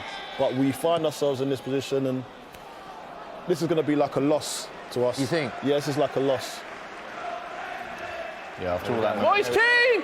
Ball in the back post, Walcott! Goal! Big goal at Vicarage Road! 10 minutes, Walcott! Will Brazier! Smash and grab. Theo Walcott has done it. Richarlison and the Richarlison derby down the left-hand side. Works the ball across. Moise Keane, you think he's going to shoot. He doesn't. He lays it off for Theo Walcott. And it's a tighter angle, but he should score and does score. And let's remember they've got 10 men. And what a huge result that is down at the bottom. Watford 2-0 up, 3-2 down. Yeah, big win that could be for Everton. Don't forget that Watford were 2-0 up in this. Messina and Robert Pereira. And then Mina scoring 2 goals in additional time in the first half, and now late on in the second half, in additional time again. All their goals have been in time added on in the first or second half. Theo Walcott scores what probably looks like a match-winning goal, 2-0 down to 3-2 up. And recently we saw Everton blow a 2-goal lead themselves to Newcastle with 2 goals in additional time in that one, and now it's gone the other way. Yeah. Swings and roundabouts, full circles, can't think of another pun. But there it is, Walcott, ball in the back of the net. He simply can't miss, and Watford look devastated with that. That's going to be a big win. We'll quickly just round up what's happening in the other games, because there's a big moment in the Bournemouth game as well. This could be a big win if things stay as they are. Bournemouth winning, obviously that puts Villa in trouble, but they'll be pleased because Watford are losing, but Bournemouth down to 10 men. It's 2-1. There's 4 minutes of injury time. I think we've got about 2 minutes left of that. Crystal Palace, Sheffield United. It's still 1-0 Sheffield United. They've got a corner. Ball beats the first man. Was that a hand? No, definitely not. It's a very entertaining game at the Vitality Stadium. It's end-to-end every time we cross it. As you say, 2-1 up, Bournemouth, but they are down to 10 men. Yes. Will we see late drama? We saw late drama on the Football Social with Villa recently. God, how have they not scored here? Callum wow. That Fraser in the middle. Ryan Fraser, if his legs were half an inch bigger. I was going to get Carlton's view on that, because as a former striker, he would not be happy with that. But you are just glued to the West Ham game. I can't get your eyes off it, Carlton. All about West Ham right now for you. The boys look tired. They've had a strenuous week as well. Game against game Saturday, then we had a game Liverpool midweek, then today's it's a stretch too far, so I'm going to give them the benefit of the doubt. 4-0. But really hard game, and the boys are really, you can see They're straining now. Yeah, they're straining. Full-time at Anfield. The full-time whistles goes 0-0 for large parts of the game. And then Liverpool, what a second half. 4 goals. Alex Oxlade-Chamberlain, Jordan Henderson and Mo Salah with 2. Sees Liverpool wrap up another 3 points. Surely they've got one hand on the title. Paul, how impressed were you with your former club in that second half? Yeah, I think once they scored their first goal, it looked all Liverpool. To be fair, Southampton had a couple of half chances. Maybe if they took one, it could have been different. But Liverpool so strong and quick. Game, set, match, Bournemouth. And full-time whistle as well at Bournemouth. That is a big, big win for Bournemouth. Battle at the bottom of the table. It's finished 2-1 against Aston Villa. Philip Billing and Nathan Ake in the first half, 2-0. Samatta on his Premier League debut for Aston Villa. These are the full-time scenes. Blow up, Brett. Huge win. Blow up. Oh, it's a big chance for Brighton. Wow, a chance to nick it at the death over the bar. Carl, we're going to come to you in a minute. But a big, big win for Bournemouth. And that could have been a big goal for Brighton. Again. Should this have been a goal for them? Should he score it? Yeah, I think he should at least get that on target. On target, yeah. Yeah. But this is what I'm saying, like, once we had Antonio come off, Snodgrass is off now. We've just got nothing going forward at the moment. Lanzini, I need to see more of him. Like, when he comes on, I need to see more spirit. But he's got talent there, hasn't he? He's got talent, but he's just not come back the same, and it's been a massive loss for us. Yeah, Haller's looked really isolated in the second half. Yeah, he's really isolated. But as I said, Bowden, when Bowden comes in now, he's going to give him that spark, I think, and it's going to help hold up the ball and then lay it off and get in the box, and Bowden's going to be doing all... It's end-to-end. It is in the 96th minute at West Ham. Yeah. What a game we've witnessed. 6-goal thrill. Robert Snodgrass with 2 for West Ham. Brighton, Ogbonna with an own goal, Pascal Gross and Glenn Murray with a VAR review that took a while. It was given. It's finished 3-3. Fair result, is it? We'll stay on these pictures because it was the game of the day without doubt. Fair result, that, do you think? Or not? If you're neutral, yes. If you're a neutral fan, you'd say it's a fair game because they had their fair amount of chances. We had a lot of chances. Yeah. And it was just down to the defending at the end of it. Our defending was shocking. We shot ourselves in the foot with their second goal, and then... Interesting look at the body language of the two. Brighton they're like happy with it. West Ham look like they've really dropped 2 points there. Obviously the same because they did have the lead, but then Brighton had the better of the last 10. But it looks like West Ham are the unhappier of the two sides. They would be. And we saw some fans leave early as well. It didn't look like fans were particularly happy with that. Do that anyway when we're winning too. Right, okay. Just trying to beat the traffic, mate. I can't give you that traffic around the ground. But no, listen. At the end of the day, we didn't lose, so when we played well in the first half, I'd say Snodgrass, some great sparks in Snodgrass, Antonio playing. So now we just need these boys to repeat that, and then add the new signings, and then hopefully.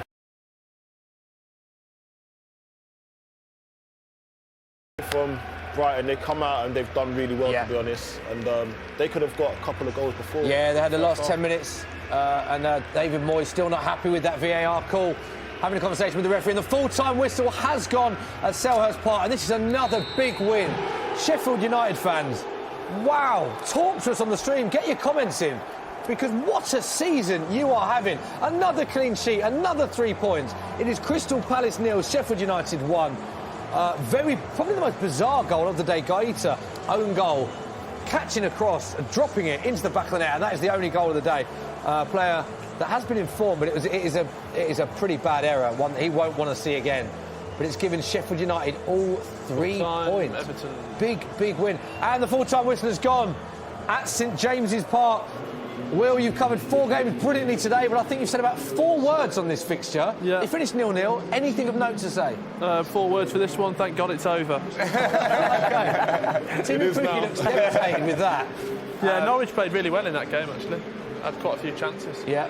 Dubravka, very good. On top, weren't they? Yeah.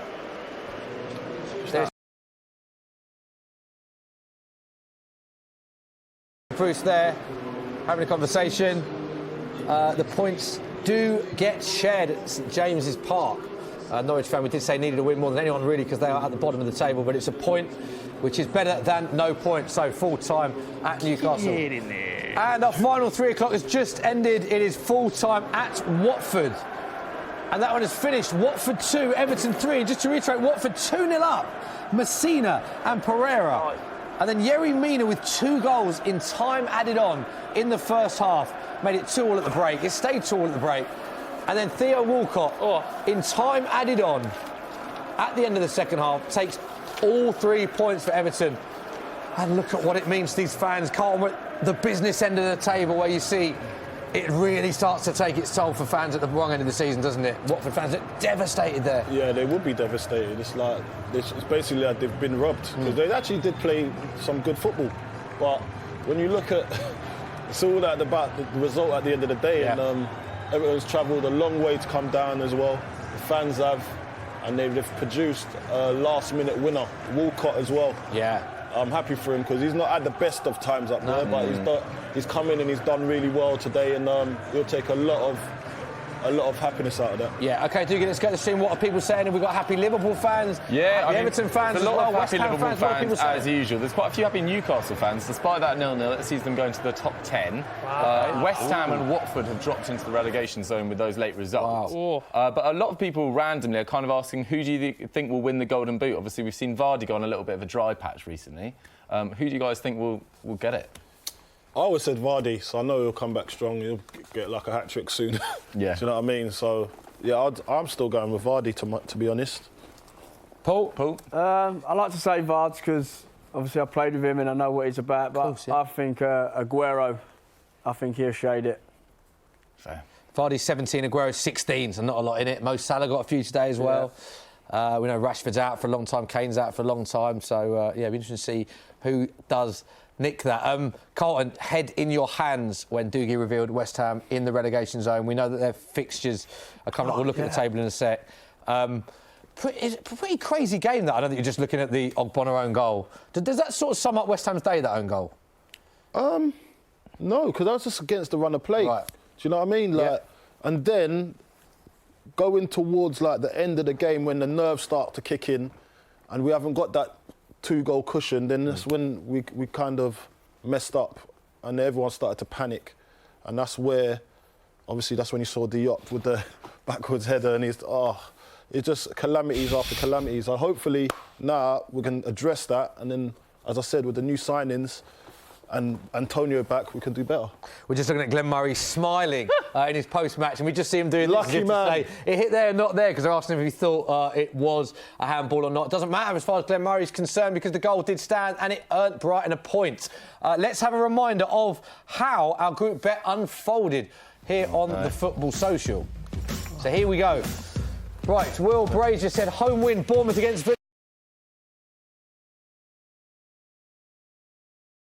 Is correct. 1-0. Paul Konchesky went home win. Correct.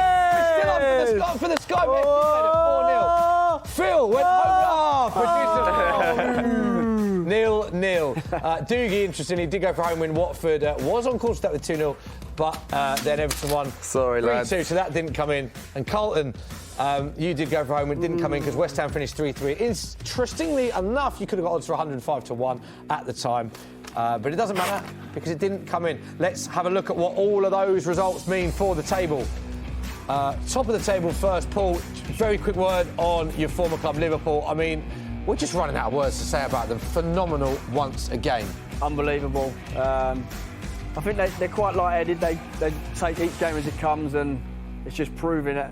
They're just going to run away with it, and I think someone asked earlier about the Champions League, so it could be time for them to concentrate on the Champions League. Yeah, I'm just doing my maths, but I think that's a 22-point lead they've got there. But Man City have a game in hand. But I mean, at this stage of the season, unbelievable. Don't forget, they've only dropped 2 points. Man City in second. Leicester and Chelsea in the early kick-off fought out a 2-2 draw, so they retain the Champions League places as things stand. Don't forget, a lot of teams up there playing tomorrow. Man United, Tottenham, Wolves, all playing tomorrow. Spurs have got City, of course. Man United play tonight. And, of course, Burnley play Arsenal. So, interesting how that changes tomorrow. Let's have a look at the bottom half of the table. Norwich, Watford and Carlton, West Ham United slipping into the bottom 3. It's just disappointing to see that, especially after today's performance. It was going so swimmingly, and then look at us now. It's just like it's depressing. I'm not going to lie to you. It's tight there, Carl. Now look, Watford 23, it's tight, West Ham but look at our 24, run of Villa games. 24, Bournemouth 26. Look at our run of games. Brighton That's 26. the problem. Our run of games. That's the problem. Like right now, it looks okay. We could probably get out of it, but then you look at the run of games we have. It's a hard ask not to concede. It's a tough ask, isn't it?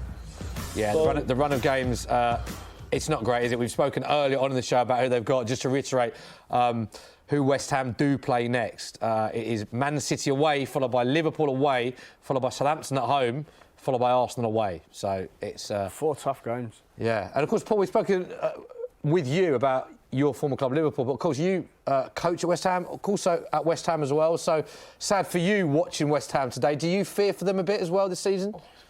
I do, yeah. You just mentioned them 4 runner games, and you look at them and they're tough asks. Yeah. Every game's tough, but you're playing two at the top. Southampton and Arsenal, they're all tough games. Southampton have gone and put a good performance in at Anfield today for the first 60 minutes, so they're obviously on the up.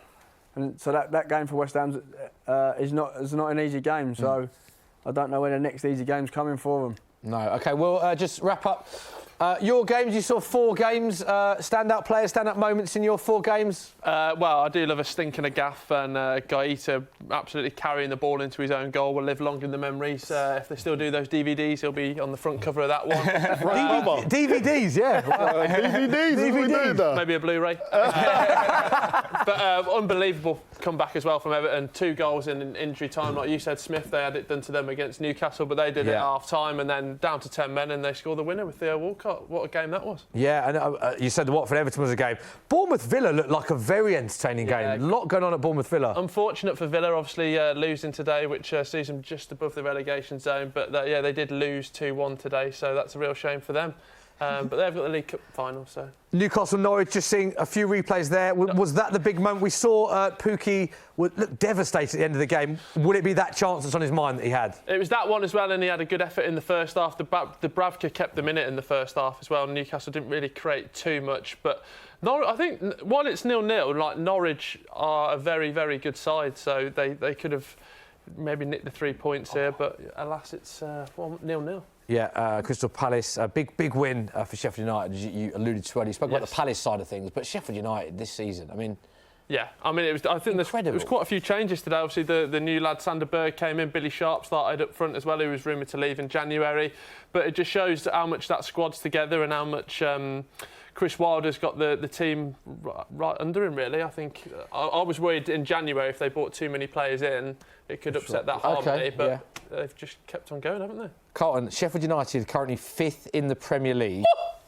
Wow. 5 points behind Chelsea in 4th. Could we be looking at a miracle story of them finishing in European places in the top 6 or even possibly the top 4? Yeah, of course. Leicester won the league. Yeah. Do you know what I mean? So anything's possible in this league, and that's why it's such a great league. Obviously, Sheffield, everyone writ them off at the start of the season, but this season, Wilder's got them playing some great stuff. They've got a sense of unity. You can see they're enjoying their football. They're going away to places and getting results. So anything's possible. They could be playing Champions League. You never know. And you look at the stats as well. They haven't scored that many goals. 26 goals. Compare that to Man United below them, 36. Tottenham below them scored 38. Wolves 35, Everton 31. So they're not scoring loads, but conceding only 23 goals.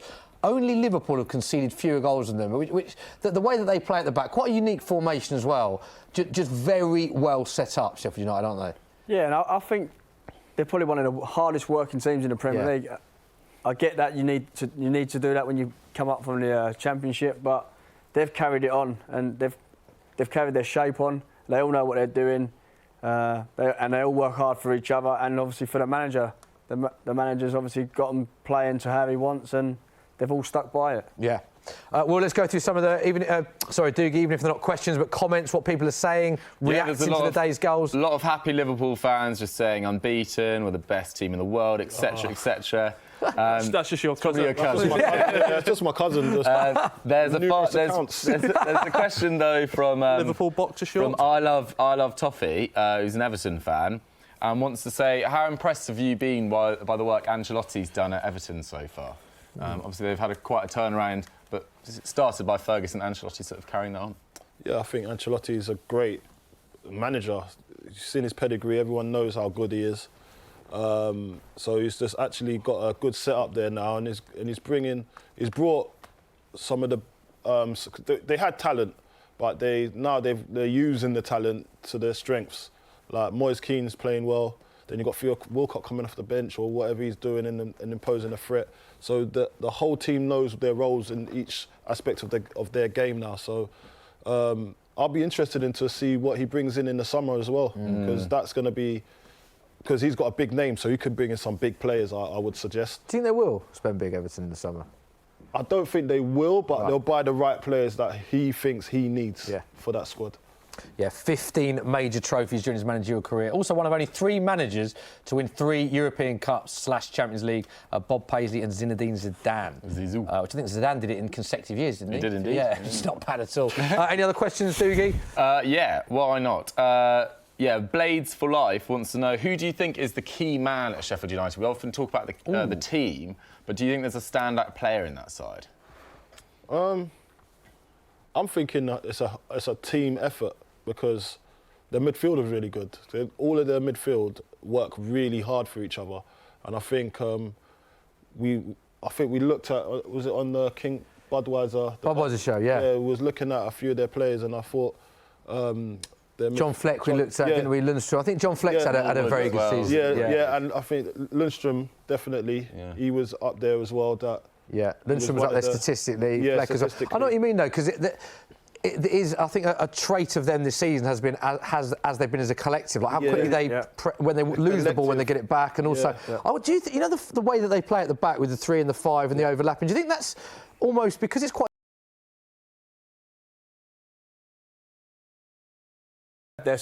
One of their 3 centre backs, they go overlapping, and so it's hard to pick up when you're not used to that or what they're playing. It's hard to match that up, or you can't match that up. Just on that though, they would do with all the technology and all the footage we've got. They were doing this last year in the Championship. Yeah, you're a Championship fan, of course. Yeah, fair point. For a long time.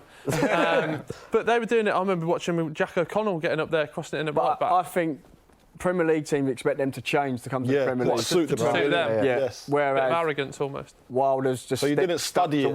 You didn't read, because we'd like before a game we'd study how another team plays. Yeah. And then you think, okay, we can combat that. But until you go out there and they're a well-drilled team as well, so they know every player knows exactly what they're doing. Yeah, I just think Wilder's. Sometimes what he's done. He's kept with what got on there.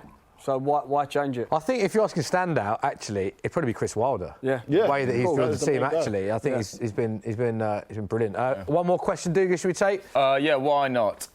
Villa fans want to know, were you impressed? I mean, you guys didn't really get much chance to watch them in great detail, but Samatta, do we feel like he could step into Wesley's shoes? Obviously, that's a big loss this year. And how crucial is Grealish to their survival hopes?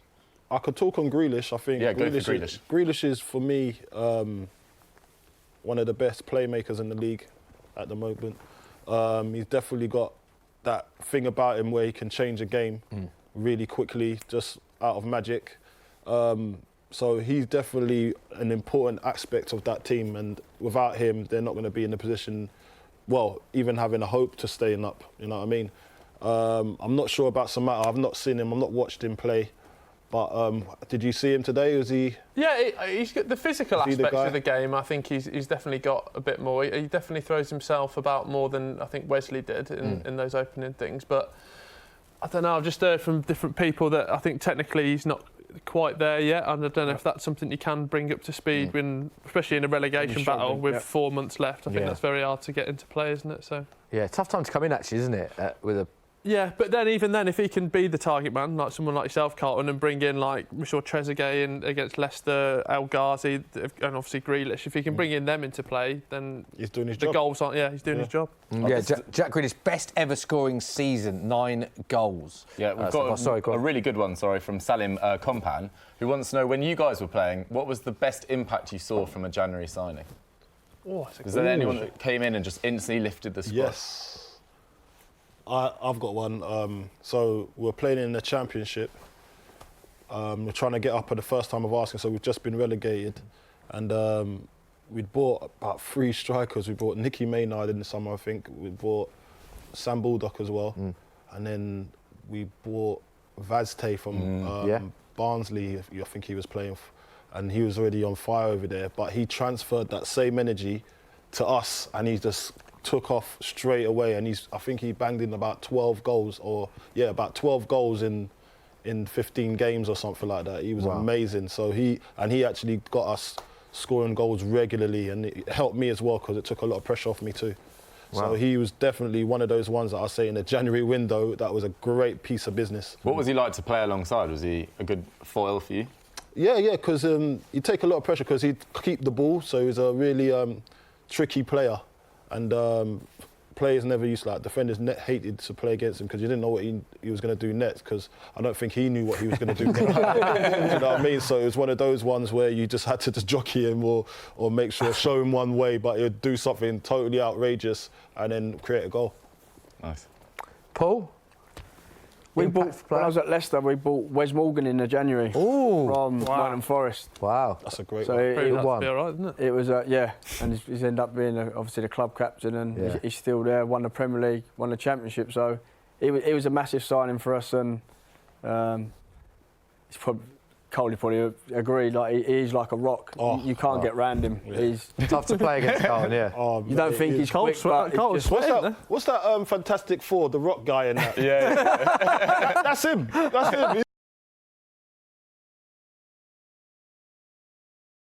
Solid, he's a solid. He knows what he's good at, and he seems like a great leader.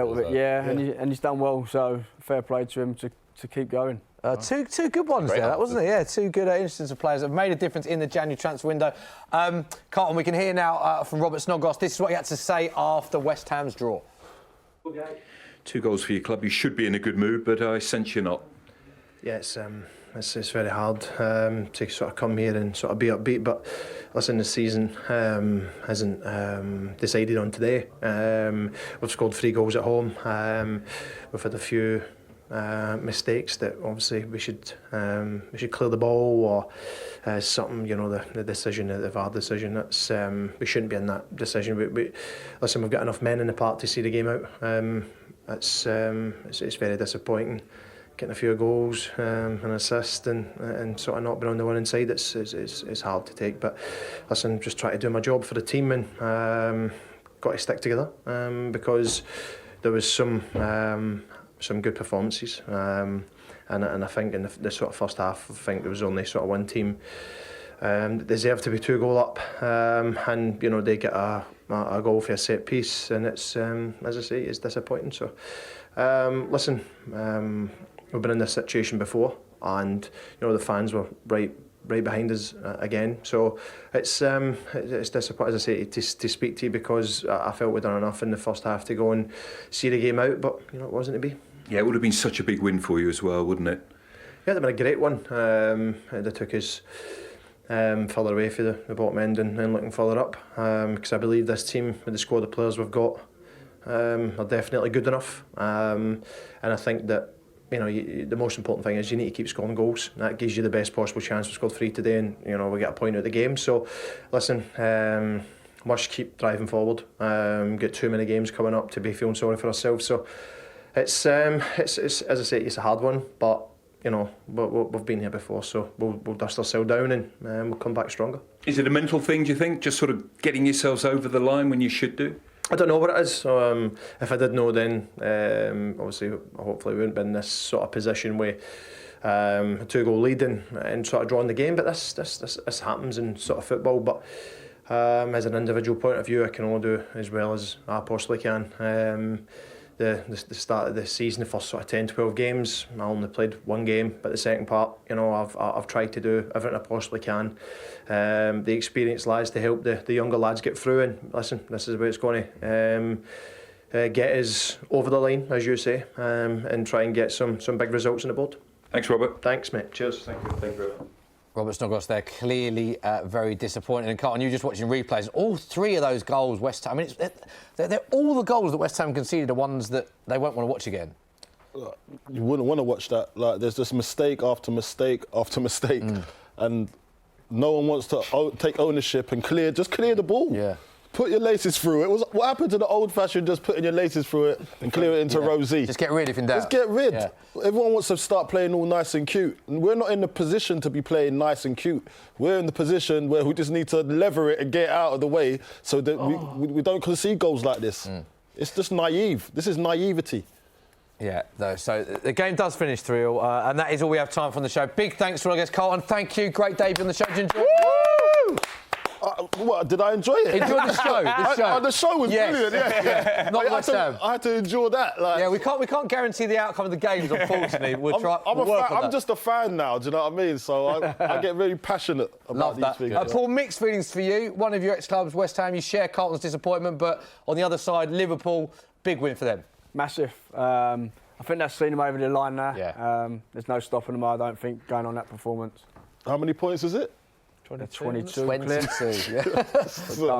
It's like FIFA 20, isn't it? Like, it's like a FIFA game. It's a big win for Liverpool. Big thanks to both of you coming on the show. Will, always a pleasure, as always, my friend. Doogie, great work on the socials. And we are back tomorrow. Loads of football socials coming at you thick and fast. Tottenham versus Man City watch-along. Two big former players on the show for that one as well. You'll have to tune in to find out who that'll be. 4 o'clock, Soccer M and Football Daily's YouTube channel. Big thank you from everyone here. All of our guests. Have a great weekend. We will see you tomorrow. Bye-bye. Bye.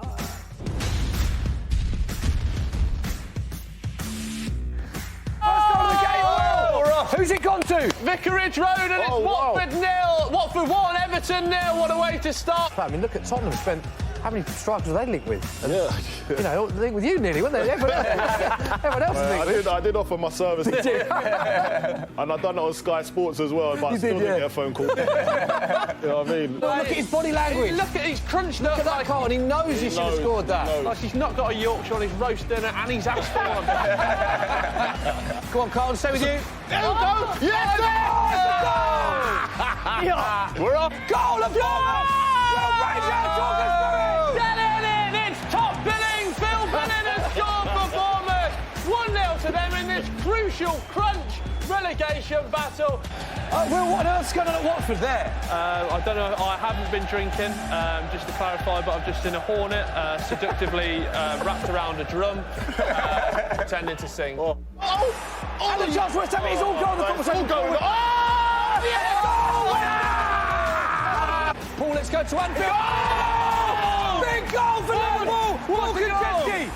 It's still 2-0. Bournemouth are down to 10. So Engels missed the chance. Oh, he's been punched in the head by So Ramsey. there won't be love in Engels instead then.